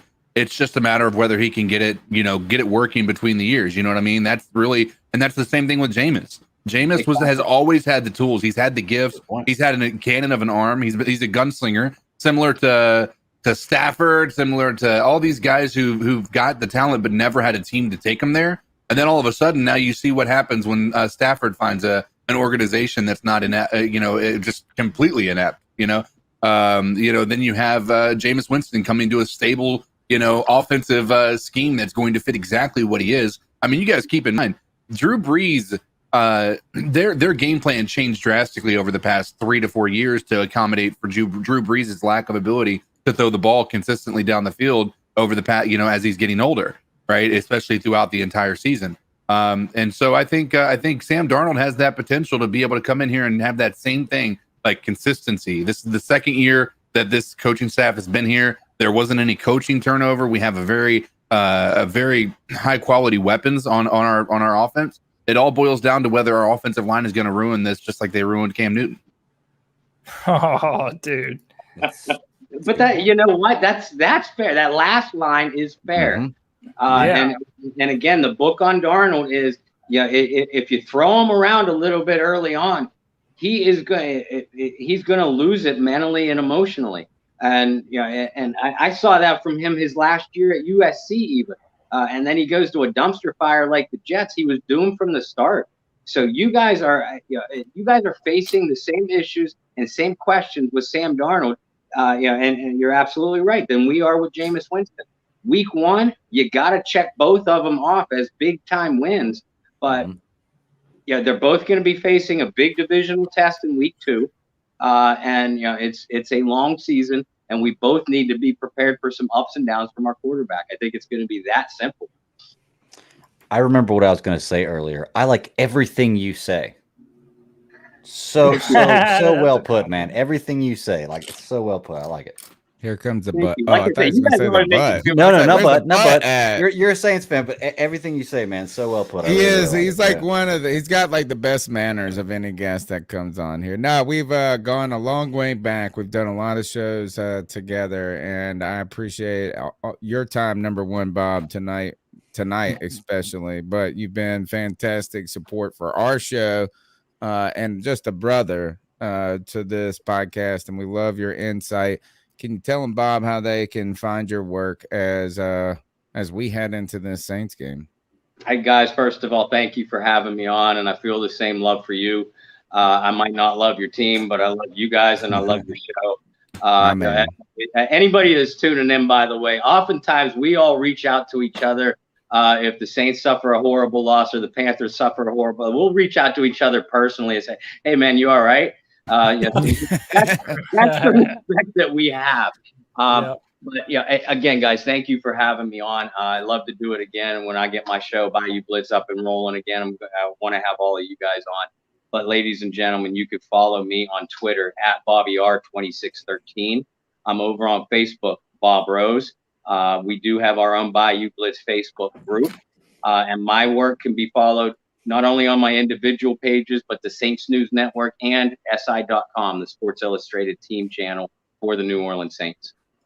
Fantastic work, Bob. Everybody go check my man out, and he'll be back before you know it, because we're going to play the Saints twice this year. Maybe right, 3 guys. times. You never know. Oh, yeah. Now we're optimistic here. Hopefully it goes better than the last time we played 3 games, because that was not fun. Not for us, for them. Yes, it was. Yeah, for you guys, sure. We almost had that one pass away. All right, man. Thanks a lot, Bob. All right, let's continue. You're listening to the C3 Panthers podcast, brought to you by CarolinaCatChronicles.com. It's a place where fans get together, and we're talking about those fanatics that get together, who watch every detail, who will talk 15 minutes about a kicker that we did not learn his name. How about that? Man, we are breaking down every detail. And you know who are the fact checkers beyond fact checkers? Those people in the chat room, the best. We appreciate your time tonight, and we appreciate your calls. The number is 252-228-5098. We ask you to subscribe and just tell a friend about the show. As right before we get into the cat calls, guys, let's just go around the horn. Anybody got anything to say? We talked about Jonathan Alexander. We talked with Jonathan Alexander about week 1 and some brief looks ahead. We talked about Bob Rose. And the Saints, this matchup coming up. What is on your mind that you think that these cat calls should be thinking about?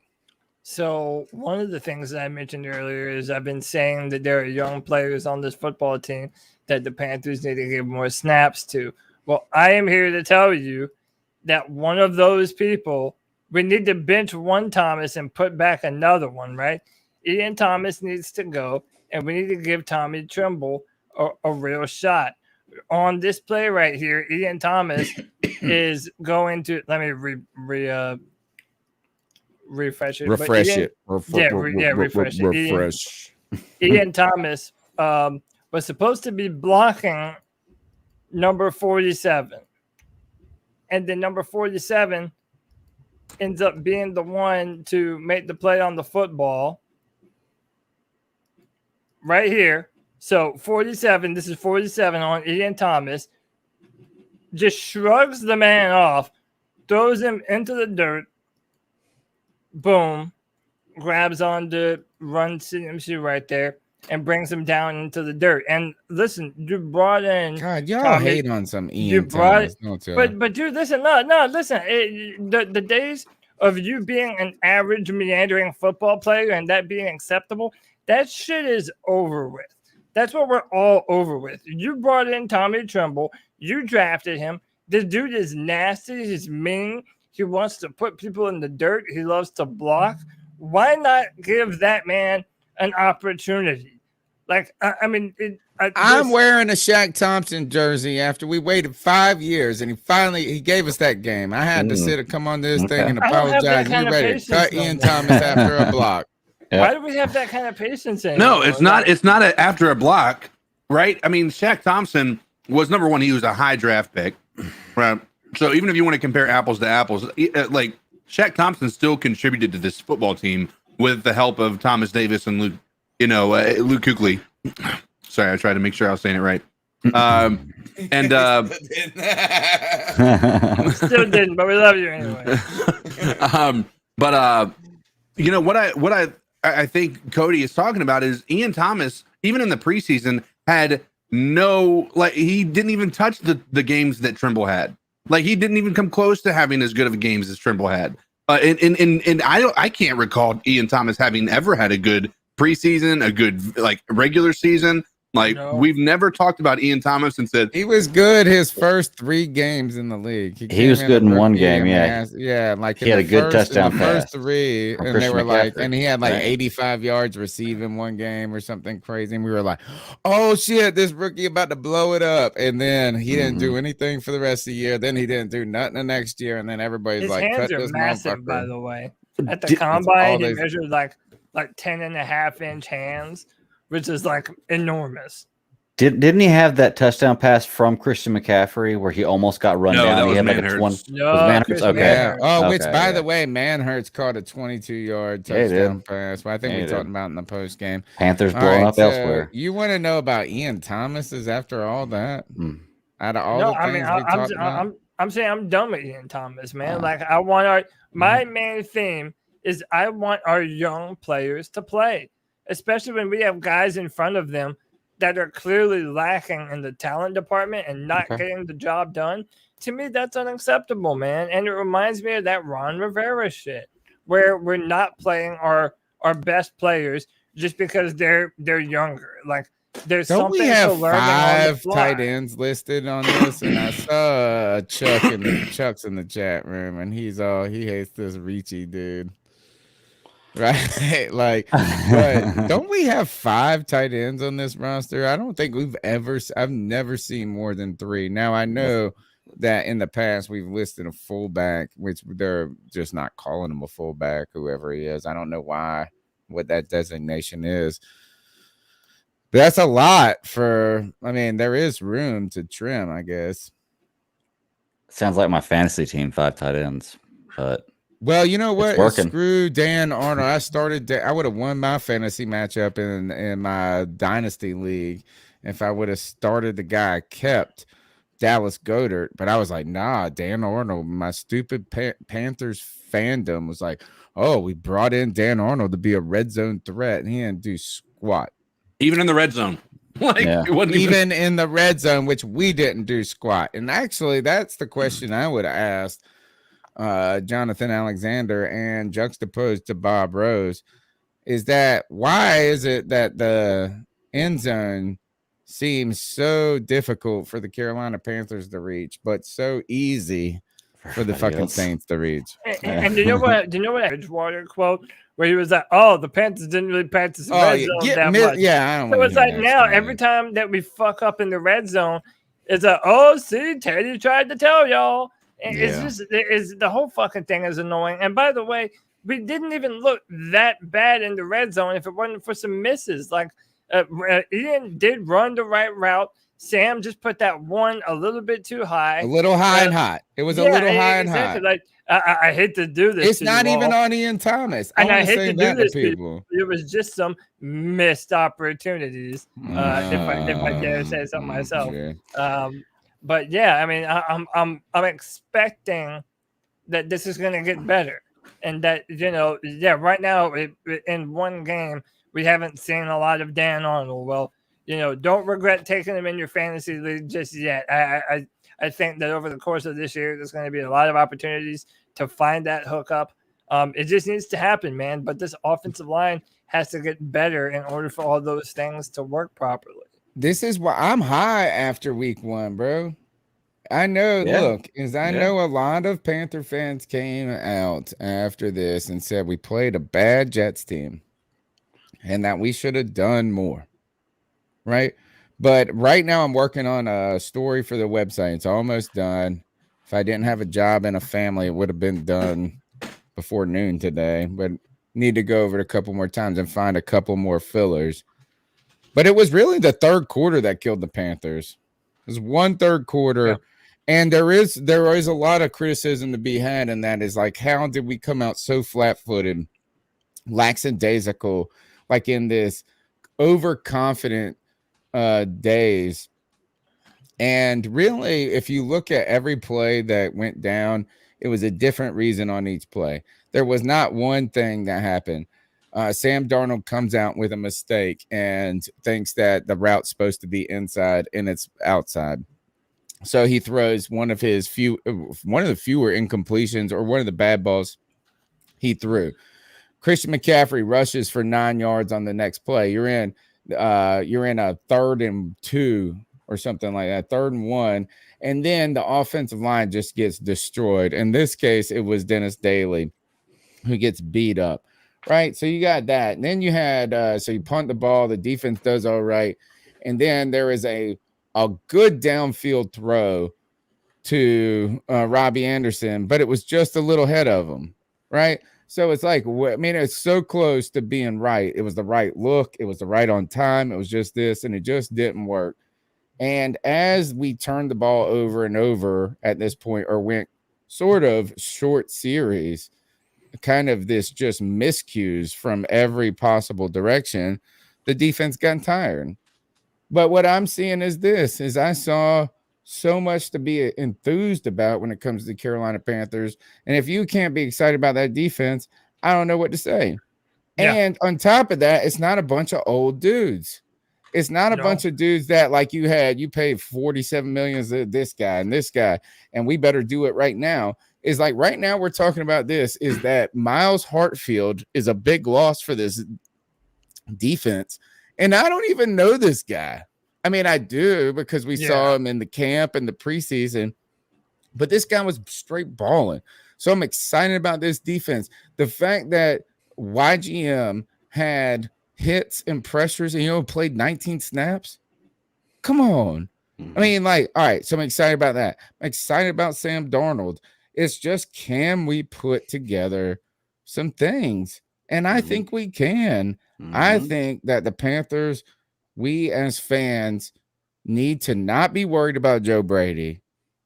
Not yet. Look, has he proven it? I am a suspect. I've been trying to tell you, he didn't have, like, when you were like, oh, he was with the Saints. No, he was sitting in the corner in the offensive room. He won't, like, intimately involved in the Saints, right? He was hanging out with Teddy Bridgewater on 3rd string. You tried to tell me he was so integral to LSU. Turns out he was, because Ed Ogeron is sitting here crying about Joe Brady. Yeah, have you seen them now? Dude, they're I mean, he is like in tears. He's like in tears, like, we need Joe Brady's offense. So I will give you credit right about that. But Joe Brady puts his offense out in phases. He did this last week. I am not worried. Shit was on time last week. Sure, could some things have been better? But hold up. Let's put some cat in it. This week we're going to the Saints and we're putting something on these mugs. We got some new stuff coming to you. That's what I think. Well, if we're asking last thing to talk about before we go to the cat calls, something I hope the cat calls are about, and something that I hope the fans in future cat calls and in the chat room tonight can help me with. I've wanted to buy a Shaq Thompson jersey since he's been a Panther, but it's just I've never been able to pull the trigger, because he's never just done it for me where I can pull the trigger. Lucky you. Now he's wearing my baseball number and he's playing great at the moment. So I just need some input. Should I buy a Shaq Thompson jersey? And I want to hear some fans talk about Shaq Thompson, because is he for real? Is he going to be, a top 5 player at his position, or is just a good week? So I want to hear some comments on that. I tell you, one thing is that the one thing the fans need to say about that is you're safe for 2 years. Yeah, I mean, we got 2 years at least to figure it out. You can't cut this mug for 2 years. Yeah. CK, you got anything before we go to the cat calls? Yeah. I want to, the things I've obviously wanted to talk about was Joe Brady and seeing what he's going to be able to bring to the table. But I think one of the things you talked about with this team was the the fact that we had too many missed opportunities in the red zone. I want you to go back and look at that Saints game and tell me how many missed opportunities they had in the red zone. Yeah. Well, They didn't again, have a also lot. You're right about that. a much more tenured coaching staff. Also, we're talking Sean Payton and all those guys too. A much more tenured coaching staff. You're 100% right, but it's also a coaching staff that has a quarterback. Sean Payton does that, man. He's gonna. It don't matter. Is that he's gonna put 50 on? Right. It's like a college coach. It's like this. He's working. He thinks he's on that system where what was it before the college championship? Where they had you had to win, like the more you won every game, and you won by 70, whatever that bowl system was before the champion, like the BCS. Yeah, like that. Whatever it wasn't. Was that what it was called? I think so. It was before they had the playoff committee. Yeah, that, and where they would BCS. That's it. Like so he's like over there, like, oh, we got to run these He's trying to embarrass motherfuckers. Yeah. Mm-hmm. Hey, Tony, I mean, that's what they did to the Packers, homie. They Tony, straight embarrassed them. Was there a point with the Packers where you think they just said fuck it and just gave up? Yeah. We're just like, Aaron Rodgers, first of all, didn't practice. I think he did from the kickoff. He didn't want to play football. He was like, oh, this. But their defense was trash, too. Like, nothing was good about the Packers. Hey, Tony, before we go into these calls, before we do it, can we at least give a shout out to the level of fandom that somebody made a laundry guy YouTube account? Dude, it's the I was best, crying man. about this. It's the best. Dude, whoever you are, you're amazing. I love you. I know. He's the mixed reality version of this podcast. He's up here. Did y'all see the mixed reality Panther? That's your brother, man. Hey, that's your brother. My friend texted me this. He sent me a message that said, I think someone's trying to troll you because I was saying something. And I was like, who did this laundry guy account? He's like, this laundry guy. I think he might be trolling you. I was like, bro, he ain't trolling me. And he wasn't talking about the picture. He wasn't talking the picture. He thought that I was upset. Like I was saying something. I was like, no, this shit's next level, homie. I sent him the picture. I'm just so happy that I showed that on. It's like the best thing in the history of this show, and I hate it. It is. I mean, he looks identical to you. Ridiculous. It's uncanny. Awesome. Yeah. Oh man.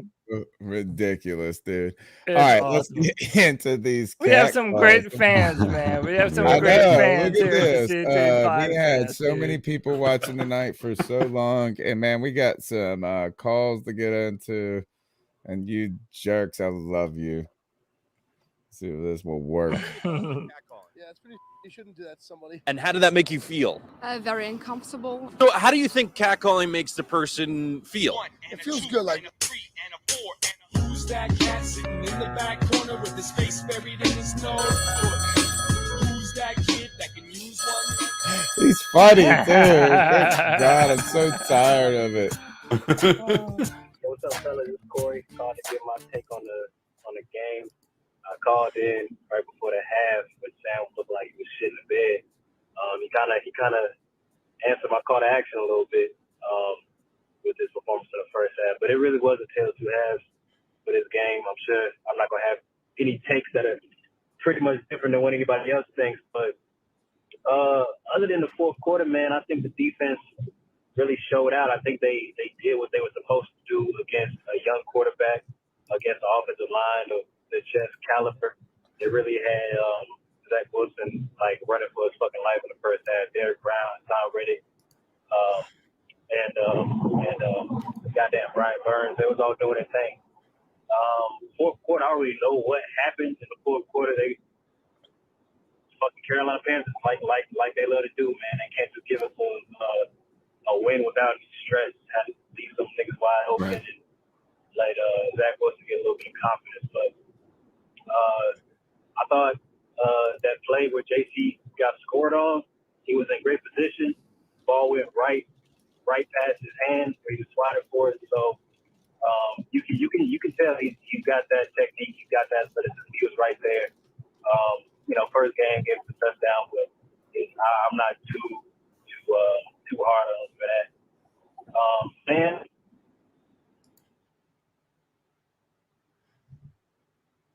Oh, all right. Maybe this is part 2. Yeah, I think my call dropped. But anyway, like I was saying, I think Christian's in for a huge year, simply because not only because he's fucking Christian McCaffrey, but any time Sam Darnold had any pressure, anybody in his face, or just needing the ball out quick, he was just dumping it to Christian, to the point where I was like, God damn, throw it to somebody else. But they kept saying on the broadcast, it's not that bad of a deal to throw it to Christian McCaffrey. So, that's a security blanket. So be it. That motherfucker might have another 1,000 rushing, 1,000 receiving year at this rate. But the game, I'm real conflicted on the game, man, because I felt like it should have been a blowout. But I'm not gonna be too hard on the boys because it is the first game of the year. There's a lot of kinks you gotta work out. But It was the third quarter. You had a rookie quarterback and an offensive line that looked that fucking terrible.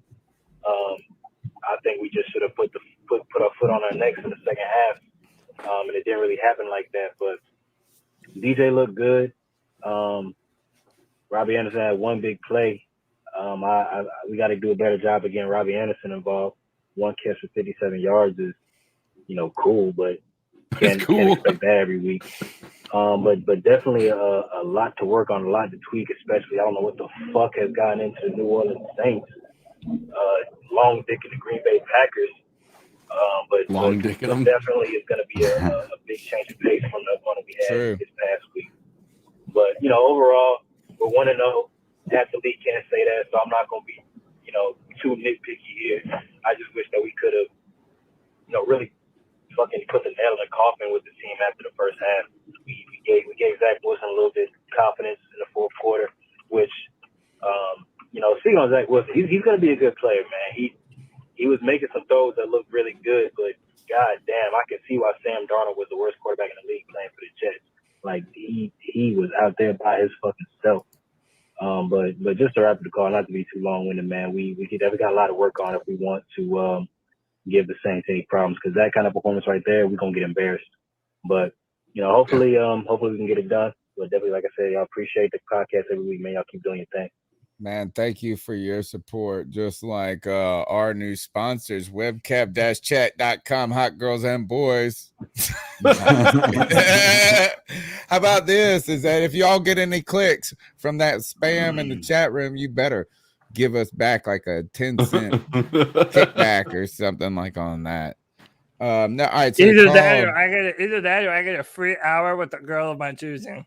I know. And you know what the chat room's about to say? And with Tony, with a boy. Hey, but you did it for They've him. been on fire tonight. They've been all over me. All right. So the call touched on a lot of points, but I want to go back to that defense. Right now, the defense was exciting. They were harassing Zach Wilson. And I know that New York Jet fans were, actually, they're very optimistic. They focused on the good that they saw with Zach Wilson. And the first good part was that he got up after that Derek Brown hit. Do you know that Matt Rule in his press conference said, I didn't think he was going to get up? Yeah. Straight up. And you know what? I thought we were going to get a flag on that play. Yeah, I did too. I thought this. I was like, flag, here it comes. Yeah, I mean, they both landed right on him, truck dude. with a trailer attached to it. YGM fell on top of him, too. They just wrecked that boy. But they focused on his gunslinger off, and he did. He was able. Our defense was after his ass so much. If he would not have been 24, if he was 28, we would have had 20 sacks, bro. Oh yeah, I mean, if we had so many good opportunities at that point in time. I mean, dude, listen, I've been saying for a while that our defense is going to afford us the time to get our offense in order. I mean, to really figure out things, because I mean, look how many times our offense just sputtered out, and then our defense just came back with a vengeance, and was putting the hurt on him. So, yeah, we're hoping that we definitely see some more of that. I wanted to touch on Christian McCaffrey even more, and which is someone that the call mentioned. And, you know, obviously we all love Christian.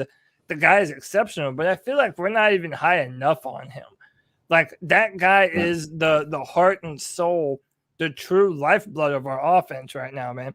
That guy just keeps on turning after contact. He hits the hole at 1,000 miles an hour. Like, the dude is incredible. Like, our offense, you know, had life because of Christian McCaffrey. Yep.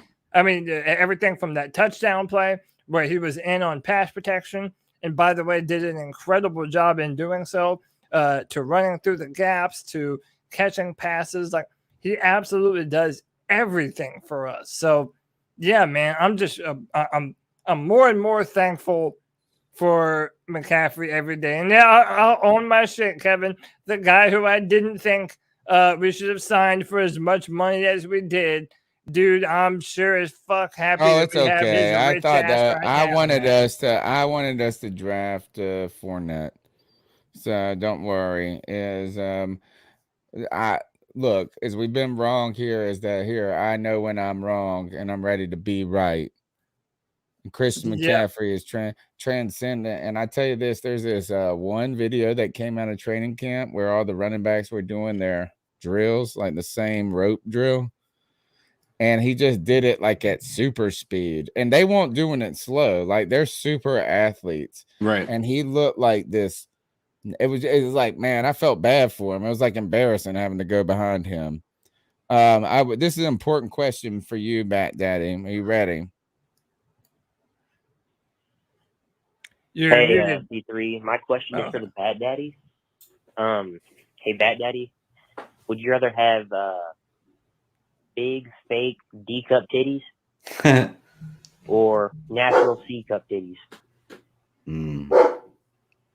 The Bat Daddy said that earlier. He said something to the effect of some sort of analogy about, I don't even know what you were making, but then you went this. It was like if you go to the strip club and you're upset that you have fake titties. I was like, no, I'm excited she got all her teeth. The point I was trying to make. Sorry, my dog's going crazy. My wife must be home. The point I was trying to make was he likes fake titties. What does he like? Fake titties are real sure, titties. who doesn't? But what I'm saying is, if you know, I've seen people talk about, you know, like they look at something and say, oh, this person's so fake. They've got this and this and this. But do they look good? Well, yeah, they look good. Well, then why does it matter? Have you ever touched fake titties? I haven't. Well, I'm not sure. I haven't. I really want to know. Like, I can't have an opinion on this until I touch them, bro. Yeah. Well, my point is, though, is like the analogy I was making with football is if you have to use makeup somewhere to cover up something to you know, show off your other things you have because you're not even perfect everywhere, then do it as long as it works. That was the point of what I was trying to make. As far as the question goes, yeah, you got to I answer. I don't think it matters. I think it's just the end result is all that really matters in that situation. It's not necessarily the which journey is to get happy. There. So yeah, so I think you're gonna be good either way. All right, let's go to the next call. What's going on, C3? This is Stack Showman. Haven't called since last year as I talked up Teddy Bridgewater. Well, that was definitely disappointing. But now Sammy D throwing deep balls to Robbie Anderson. Love to see that. I'm very excited to go 1-0. So go Panthers. But next week we got the Saints, and I saw them rout. Those Saints. Oh, they look great. I just really hope our secondary can watch that deep ball. I'm nervous that little guy Harris is going to burn our secondary. Just hopefully we can just get to Jameis and make him Jameis scared and have him run back to the crab legs. Love the post game show. I want to stop hearing people hating on our offensive line. We missed a couple of guys. As Cody's always saying, we need to get Deontay Brown there. 100% agree. Get Eflin out. He's terrible, but our tackles did a decent job. Sammy wasn't hit. Quick ball out. Hopefully we see more of DJ Moore. That's what I'm just saying. I want to give a big shout out to these calls right away. We got people roaring in the calls. Man, where is Joey the Blind Panther at? Like, who started this one? On top of that, I got to give mad credit to the chat room tonight for being just straight fire. Yeah. Not only have they roasted me in the best possible ways, right? But when Bob came in and he had been hanging around for 20 minutes and he was ready too. He was sitting there ready. And I had this like soliloquy type introduction. It was a little long and meandering. And then I get it, somebody goes, my man is in a trance. Like, I mean, there have been so many damn gems in this chat room tonight and on these calls. I love y'all fools, and I love you way more than I love Teddy Bridgewater. 100%. Hey, look, just like what Tim Messer says, it's like an effing zoo on C3 sometimes. But hey, you always have fun at this zoo, you know. I know. At least you don't have to get depressed. At least there's no apes sitting behind cages for their entire life.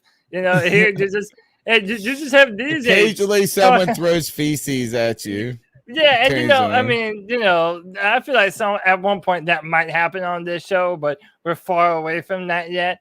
I mean, listen, dude, you can just listen to us gorillas talk about Panthers football, and if you like that, hit the thumbs up if you haven't done so already, man.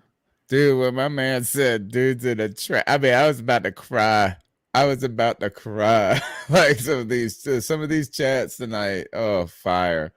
Like my brother over here. Just even like when they were brother, coming after me, I'm like, who's this dude? It's like, your brother, of course. Oh man, I was on tilt, homie. Next call. Hey guys, Chuck from Elizabeth City, What's up, Chuck? What's up, aka Chuck? Carolina Sports Guy. I just wanted to say, how about old Federer, guys? We knew that Santoso, we were not going to lose a 7th round pick. Should have known the ruling company, that guy missed an extra point. They didn't want to take a chance and put him out there even before the end to kick a field goal that was doable. And I think they were waiting, for a right opportunity. I don't know if we're going to get the right kicker with Gonzalez here. We're going to see. But I didn't see us wasting, even though it's a 7th round pick, that draft capital. And Corn Elder's back. I know Miles Hartfield, where he's going to be out for about 4 to 6 weeks. And I guess Kenny Robinson, we ought to be able to get him back soon. And hey, next week, AJ Bouye's back. It's Saints week, and they got the coronavirus. So that Kenny Chesney, Nancy Pelosi looking son of a biscuit of a coach coming into town. That was another thing that had me laughing in the chat. But anyway, you got to look at Federer and Rule, man. The turnover on this roster, I haven't seen this much turnover for the Panthers since the Jake Gala birthday playoff game. It's definitely a lot. But anyway, guys, I'm looking forward to your input tonight. The defense is cracking, going, and we're going to get this offense. We just got to get this line right, guys, and I think we've got something. Take it easy. 89 J Stubbs earlier tonight said, I'm pretty sure it was him. He said that Sean Payton looked like his lips looked like folded bologna. And I almost threw up like in laughter. And then somebody else said like person. I mean, it was like what I mean, like told you, fire, dude. I don't think I've ever heard anyone compare Sean Payton to Nancy Pelosi before. That's a good one. Now I can never unsee that when I see either one of them. Oh god, that's just terrible. All right, next call. Yeah, man.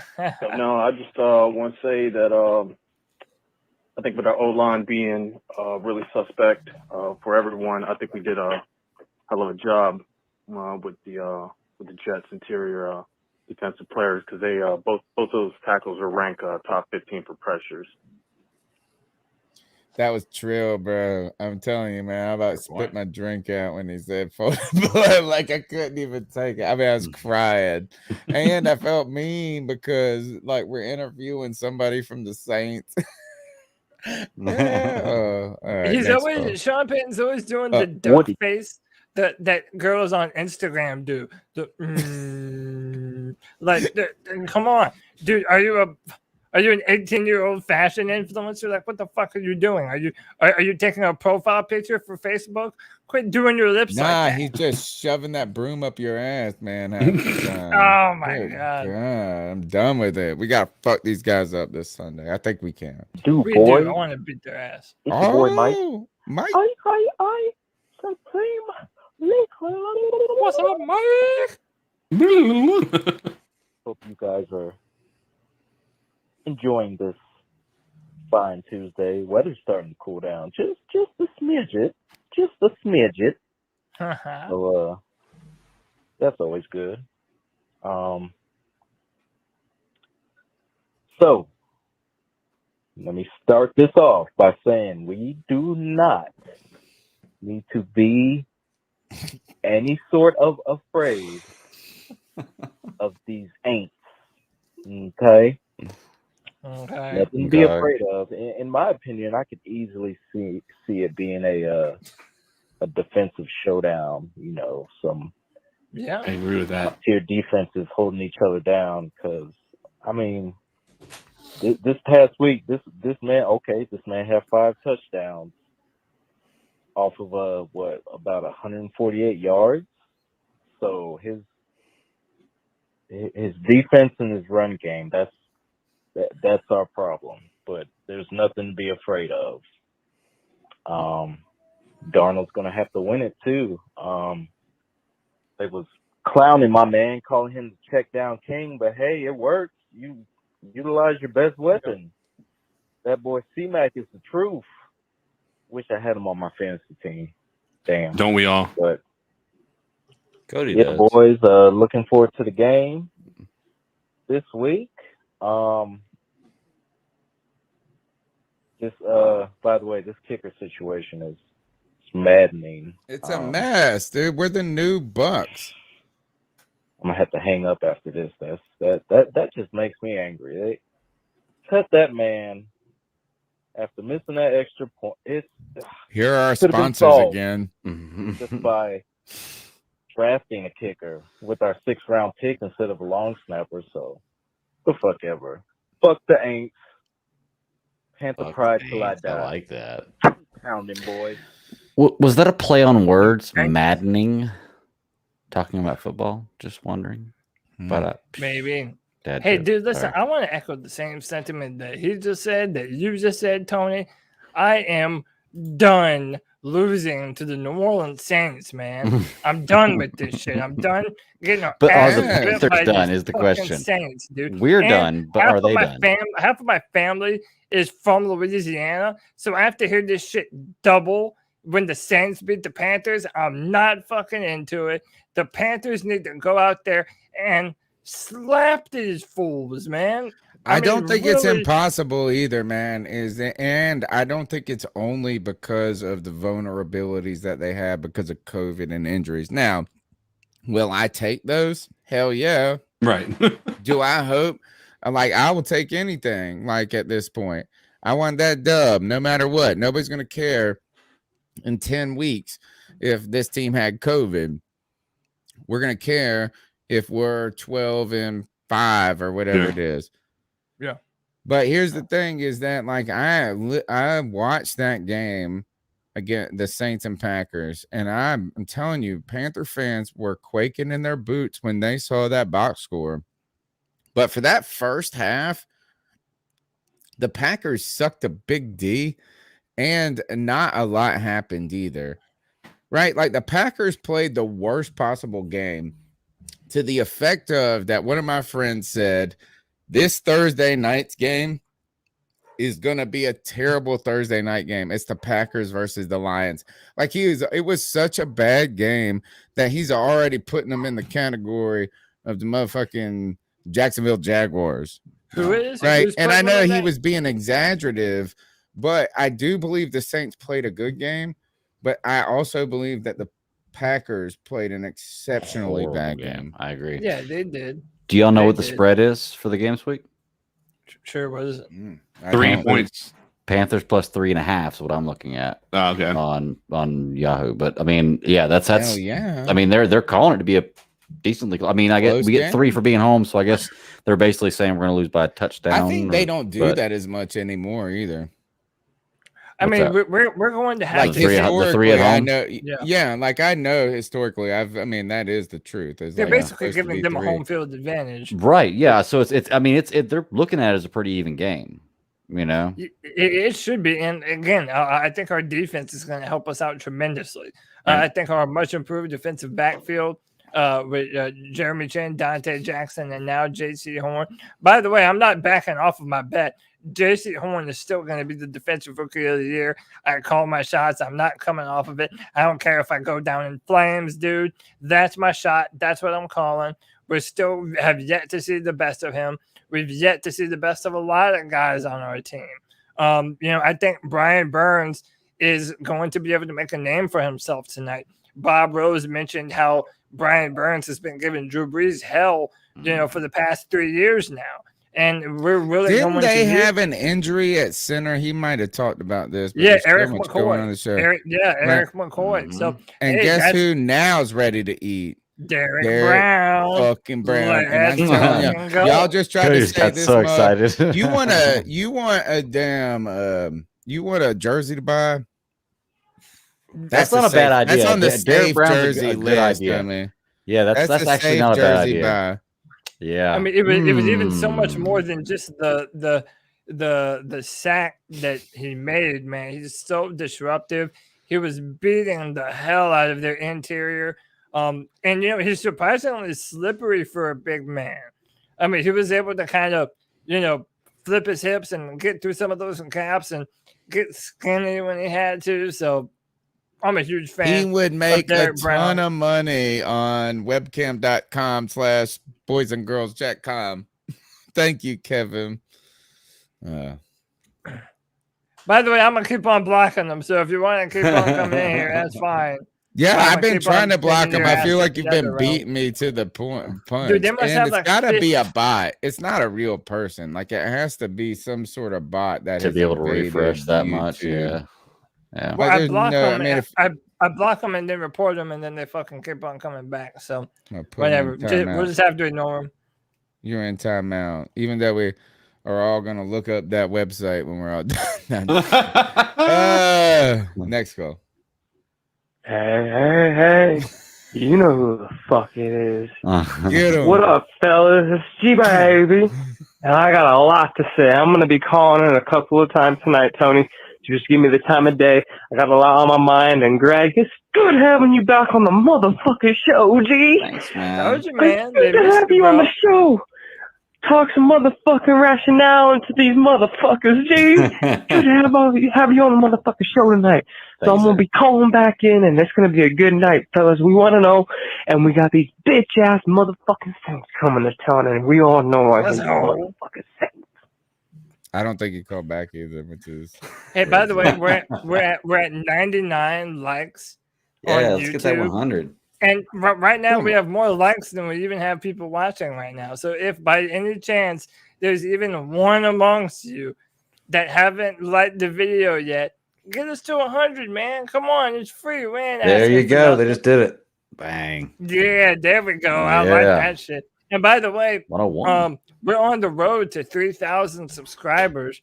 So if you have not let your friends and family know, and other Panther fans that you may know, if you have not let them know about this podcast, well, what are you doing, man? You're having fun listening to this. Let some other Panther fans know about it and help grow Panther Nation so we can continue to keep pounding throughout this entire season. It's going up like a stock being squeezed right now, man. You said that and it's gone up to 104. Nice. I like that candlestick. Yeah. I'm Tyler telling you Owens this, and you're just going to joined. want to come back. You're going to want to come back for some more because each and every week we're going to have a Carolina Panthers beat reporter on Wednesday. We're going to do a show. This week, we already got them lined up 3 weeks in advance. We've got next week, we've got Josh Klein. This week, tomorrow night, we've got Alan Ulrich from Under the Dome podcast to help us pop out a preview for this Saints game. On top of that, Cody and them boys be getting freaky on Fridays with the Friday yeah. free for all. And we also have had a tremendous response to these Madden simulations. CK, you guys have been putting in the good work. Boy, the response has been pretty impressive. Yeah, it's been fun, and I'm telling you. So I recorded the simulation today. I'm just gonna give you guys a heads up. Cody hasn't seen it. It's a fucking incredible game. All right, you guys are gonna want to watch this simulation this week. 100%. It is one of those types of fucking games where you're just like, that was a fucking great game. So can't wait. Just to kind of preview what is coming up, we've got Schuler Callahan helping us, beat writer. Good God. We got Schuler Callahan on Wednesday night. We've got Alan Ulrich coming on Wednesday night. We've got tons of content coming to you guys. And not because we're generating that content, you guys are in this chat room by you guys showing up and having fun and letting us know what's up in these calls. You are pushing us to continue this conversation. We want you to join it. The number's 252-228-5098. Just trying to build that Panthers community together. Absolutely. Let's go to the next call. Hey guys, Joey. What's up, Joey? Did not get to call during the post game, and as you know, I actually went to the game. I went to the game. I went with my girl. But yeah, I took my girl to dinner and took her out to the Thirsty Beaver. So, and You say took her out to the Thirsty Beaver. Little tiny bar on Joey's kind of Central suave. Ave in Charlotte. So I did not get to the post game, but I really wanted to because I really wanted to hear y'all's beautiful voices after the game. After we won, and I just have to say that I thought we would win bigger against the Jets. I mean, the Jets, they're not so good. I mean, we know this, but CMC is back, and he's back to his old self at least week one. But I wish we didn't use him so much because, it's that Ron Rivera shit. Ron Rivera is so predictable. He does that shit in Washington too. Watch a Washington game. He did that in the game that we don't like to talk about because we shouldn't have won it, but we did. But that's exactly what he did. And that's how they played week one. But other than that, J.C. Horn's name didn't get mentioned much because they didn't throw his way, I guess. But anyway, guys, I don't want to get cut off because I hate getting cut off. But me too, but in a different way. Wow. So you know what you do when you've been cut off? You call again. Hey guys, it's Joey again. I don't know if this call, but please do because it's important. Anyway, are you scared of the Saints now that they beat the Packers? I mean, not only did they beat the Packers, they packed the Packers' bags for them. They didn't even let them pack their bags. I mean, I was like, oh, I'll wait to see with the Saints because, they were, or they are, I don't know if they are or were, but they were, before we were going into the season, they were, we'll believe it when we see it. And I think now, I didn't see it, but I think that most people have seen it. The Saints can still kick ass. They kicked Aaron Rodgers' ass. Although I think people say that's on Aaron Rodgers, and I kind of have a conspiracy theory that he did it. He played like shit to get out of Green Bay, so Green Bay wouldn't try to keep him next year. But that's just my thinking. But Yeah, he's being Karen Rodgers. Anyway, we don't know. I mean, Jameis Winston's still Jameis Winston. I mean, he could be a Panther or a Saint. He could be throwing us the ball. We don't know. But I'm kind of scared of the Saints now. And the way we played, the way our coaching is, we didn't adjust. We just use CMC like crazy. Our offensive line sucks. I don't know. I'm not scared of I'm now scared of the Saints again, unfortunately. Anyway, guys. Wow. So Calls if fire, comment, yeah, fire. and if I don't think that we should be afraid of the Saints, because one, fuck the Saints. We're never afraid of their ass. We don't care what the final score is. Number two, I think if our defense, obviously we would say that our defensive line is going to be the major factor in the Panthers getting a victory, but I actually think it's going to be our second and third level. It's going to be our linebackers being able to float the football and be able to stop Alvin Kamara. But also, listen, now that they have Jameis Winston, I forgot to ask Bob this, but they have a guy on their team, number 11. He's a speed receiver. He's made a very good connection with Jameis Winston. That's their deep ball target. Something or whatever. He had 2 touchdowns in that And game. he looked good in the preseason too. So, I mean, I really think this is going to be on Dante Jackson and J.C. Horn to step up in a Michael Thomas less offense, and one that doesn't have Eric McCoy. Also, we have no reason to not come in here and really be aggressive. And I think our defensive backfield is going to be paramount in whatever the Saints do successfully on Sunday. Right. I tell you one thing is, I think that the Panthers offense is going to break through. I know that don't sound like you're like, oh, the Saints defense put it on the Packers, but they were sloppy everywhere. And then Aaron Rodgers started getting frustrated and just chunking it downfield, right? And what I think this is that if the Panthers can run a clean game, limit the turnovers, no turnovers. If Sam Darnold could play to the capacity that he played in that game, plus more, obviously, in the third and fourth quarters, I'm ready, man. I'm ready to go. I'm ready to stun these fools. That's what I'm saying. And they're already wounded. They're already hurt. They're like the Aztecs with a case of the smallpox as the Spanish conquerors are coming in. Panthers are going to come. How pumped would we be if the Panthers came in and just put on a dominant performance and just really hurt them, bro? Man. I don't say a dominant performance. Like, I mean, I think they're a good team, and they are like they should beat us in theory.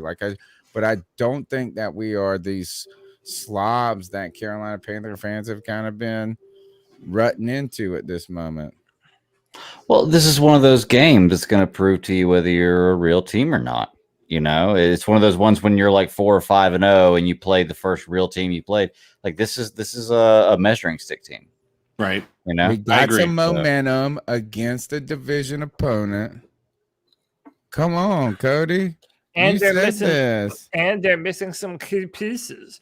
I'm ready. I'm ready to kick these dudes in the nuts. Yeah, I'm ready to kick them in the teeth, man. Fuck them. I'm pumped. I'm ready for it. Like I said, I'm tired of losing to the Saints. I got family members who are Saints fans who are going to make sure I hear it. I'm ready to hurt your family members' feelings. Yes, I'm ready. I'm ready for it too, man. I want all their feelings to be very hurt about it. I'm taking the Panthers plus 3.5 this week. I think they're gonna. Wow. Yeah, cool. I like it. All right, so we've been around pretty much every topic I think we need to handle for tonight. We've got tons of more content coming. Radio lesson learned here. Don't mention anybody's name on the show that you got upcoming if you don't got their bio information right in front of you. Wednesday night, tomorrow night, we got previews with Alan Ulrich from Under the Dome podcast, Schuler Callahan, who writes for SI Panthers, Sports Illustrated Panthers, is going to help us preview both the Saints, the Panthers, as we continue to get ready for this first divisional match. On Friday, we've got the Freak for All, aka free ball, or as you call it, Cody, the Friday free for all. No, listen, we're gonna do our best to keep that 100% clean. But listen, that episode, that show, that podcast is for you. You can come on the show. You can talk to me personally. We have a bunch of Panther fans that always come in there and have a great, fantastic conversation about the Panthers. Rashad and Dave from PNP have jumped on with us before. Aaron from Unnecessary Bluntness. This past Friday, Pat Coltrane came in and hung out for over 2 hours, just cutting up, having a good old time. The Friday free for all is fun for all, and you're welcome to join, man. That's your opportunity to be a Panther podcaster of your very own on this very channel every Friday at 7 p.m. And you can talk about whatever Panther topic you want to broach. So come be a part of it and hang out with us. Don't forget, we also drop a Madden simulation where CK and Cody have been accused of being real parts of the game. Not accused, like as in like it was like, man, it took me a moment to realize this ain't embedded into the game. So you guys are doing great work there. We also have the post game that we're going to be running 4:30 after this week's game. It is, as long as it's a 1 o'clock game, we'll run it at 4:30/4:35, depending on how the game's running later at later times. And now for the final segment of the show, we got to ice some fools up. We got to tell some cats to get it together.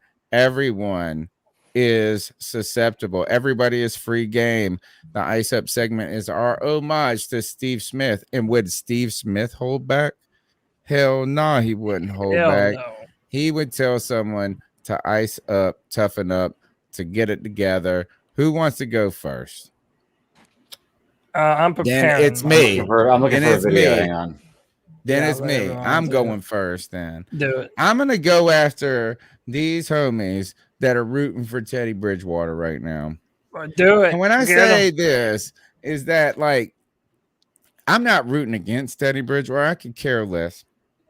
But when you miss me with this talk, miss me with these two stats, and you're like, look at Teddy Bridgewater's first game as a Carolina Panther and look at Sam Darnold. And then they'll be like, oh, Sam Darnold checking the ball down. He's checking the ball down. You said he can't. That's what you said about Teddy Bridgewater. He's checking the ball down. I think you guys are right. I think you saw that pic that I posted up here of Teddy in that Louisville uniform, and you riding the Teddy BD. Because I tell you this, if you watch that game, Sam Darnold exhibited the arm talent that Teddy Bridgewater just doesn't.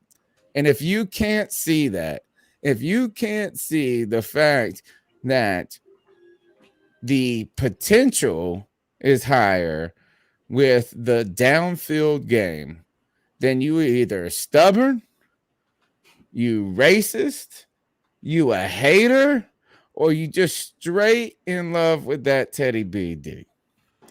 And miss me with that talk. Miss me with that talk. Because how about this is what happened in that first game. Oh, yeah, Teddy Bridgewater threw one pass. But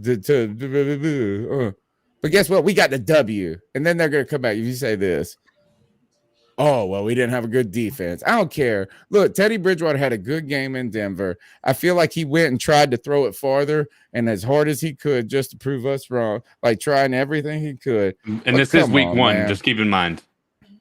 Like, it's not like Man. this is, we'll see what an entire season of wear and tear will be and what an entire season of him, being game planned for and everything by the, whatever defense he's going against. My final point in this ice up is this, is that half of these fools who are talking about, oh, Teddy Bridgewater this, Teddy Bridgewater that, y'all were the same people that told us to stop talking about Cam. Y'all were the same people that said, oh, Cam's on another team. Just want to be right. Stop talking about Cam. We're over Cam. And now you're up caping for damn Teddy Bridgewater. You're stumping for this dude. You're like, damn, on top of the tree asking to vote for this. And you told us to get over Cam, all of that. And I don't care. I hope Teddy Bridgewater, it does fine. But I tell you this, is that, come on, man. I saw enough right. Well, we know who Teddy Bridgewater was. We don't know who Sam Darnold is yet. But we know this motherfucker can throw it a lot farther and harder. And by the Ice way, up, fools. it would be the same thing if Sam were to flame out after this season and we moved on. Good luck along the way. You know, we want whoever is going to come in and get the job done for the Carolina Panthers, and really that's all there is to it. I don't have a great ice up. I'm just gonna ice up myself. The Met Gala was going on, and that's where all these celebrities had wear Have all the these crazy outfits. Yeah, the crazy outfits. Well, Kelly Rowland paid tribute to Donna Summer with her dress, and okay, Kelly looks great, but I'm icing myself up because I didn't know how bad Donna Summer was, bro. Like, where have I been? Like, hey, no, don't shame me for my Beastie Boy takes. Shame me for not knowing. I will always shame you for those, fine brother. this woman was. My Lord, man. It had me looking up Donna Summer. Man, that was a beautiful woman. That was, and man, and I'm like, I was stunned that I didn't know this. Yeah. I'm like, yo, what is your problem? Like, are you just now realizing that Donna Summer was this incredibly beautiful woman? So I'm icing myself up. Oh, and then I don't want to bring it down to a low note, but I would be remiss if I didn't bring it up, especially since we just here in America, we've been in remembrance of September 11th, only for me to find out that Donna Summer died because of inhalation that she inhaled from the September 11th attacks in New York. She was like 2 blocks away. And that's what ended up ultimately killing her, man. So and ruining your opportunity. Yeah, to learn man, who she dude. is. But hey, I appreciate Kelly Rowland trying to do her best Donna Summer, but and nothing Did like you the see original. that other girl that wore the one that said tax the rich or something like that all AOC. over the dress? Yeah, by the was way, that as who she- wrote it? Was that AOC that Yeah, wore no, that? by the way, as she was walking out with her maidservant holding her dress as she's wearing a mask. At Like, a party full of rich people. Dude, it's so Just saying, you know what? right? Is that Just if she's saying. that, you know what? Maybe she should just be like this. I didn't pay for none of this. That like her Yeah, should be her 100%. defense. It's like I didn't pay for this. I'm taking their free. For I me. took extra biscuits in my in my purse. I mean, I took some rolls, some butter. All right, ice up to you, Cody, for not knowing who those gorgeous thighs were. Oh my delicious, dude, man! I know. them Watch things. out! Watch out! Who's got one for us? Mine's weak. I can just get it out of the way because I really didn't have one prepared. So I'll just ice up some low hanging fruit. Ice up the Little Lebowski this week, and that's Aaron Rodgers, man. Dude, you've been a guy that I've looked at in my entire life as long as you've been a quarterback as one of the greats, and you either don't lose a game like this because you're one of those greats, or you don't intentionally lose a game like this, which is what people are suspecting. And if that's the route he's going, man, to kind of screw Green Bay and get out of there, which I don't know if it is, that's some Bush League shit right there, man. Like, it really is. Like, it really, really is. And the fact that you're so rich and you're so famous and so powerful that you can do that, that's even worse, you know?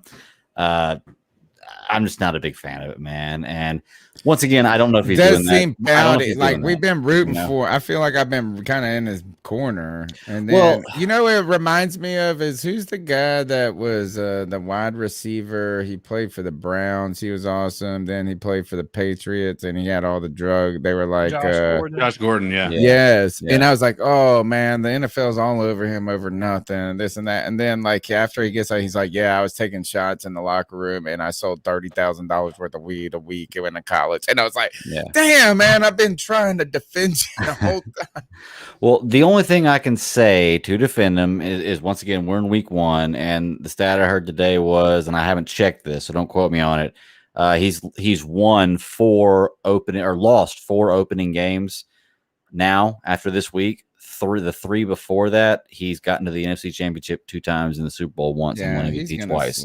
So I mean, but for this week, new for right daddy now, is I'm icing right. this guy up. Yeah. So I hear you. And man, is that for somebody who is trying to be experimental with the hair? His shit's like a little yeah, it was weird. And he's Little doing the Lebowski. interviews before Yeah. time. All right. So Did you call him the little Lebowski? Yeah. I like that. That's awesome, I like isn't it? that. I like that.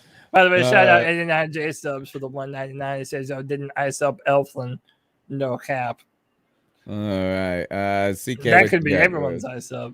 I mean, honestly, I think right now it's just a matter of icing up the Atlanta Falcons, bro. Like you have Always a to good ice up call. this entire team because Dude, they suck. let's They talk suck. about It's what they awesome. did this offseason. They drafted at the position the highest ever in the history of the NFL's drafted tight end in Kyle Pitts instead of a quarterback, which we all know that they're in need of. If they're in a real true rebuild, they needed to get a quarterback, and they didn't make that a priority whatsoever. In a perfect Not position too, yeah. not only that, you trade away Julio Jones, right? And that may have been a little bit of Julio Jones involved in that, but all of this, just think about the hilarity of what the Atlanta Falcons must be feeling right now. They trade him away, and then they only try to get the ball to Kyle Pitts 4 times. Like, on top of all this number one, like, generational athlete that I'm sure every one of us would have loved to have on our team. I don't know if we would have loved to have him at the position that we would have been drafting him at, but we would have loved to have him on the team, right?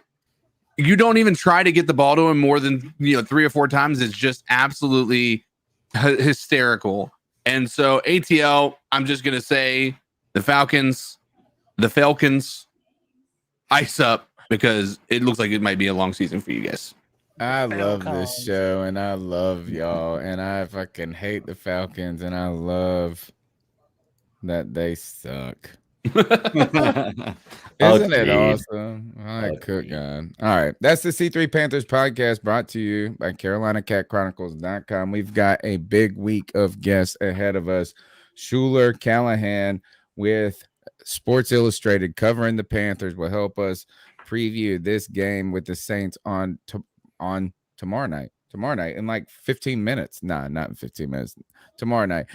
Alan Ulrich with Under the Dome podcast, the Friday free for all, the Madden simulations with the sexiest commentators in the history of the world, the post game show. We need y'all's support by calling into the show at 252-228-5098, smashing the thumbs up button, checking us out on iTunes, TuneIn, Stitcher, wherever y'all get your podcast at an audio version. We syndicate this mess. You can find Cody Lashney on Twitter where? At Cody Lack, right there in front of me at CODYLAC.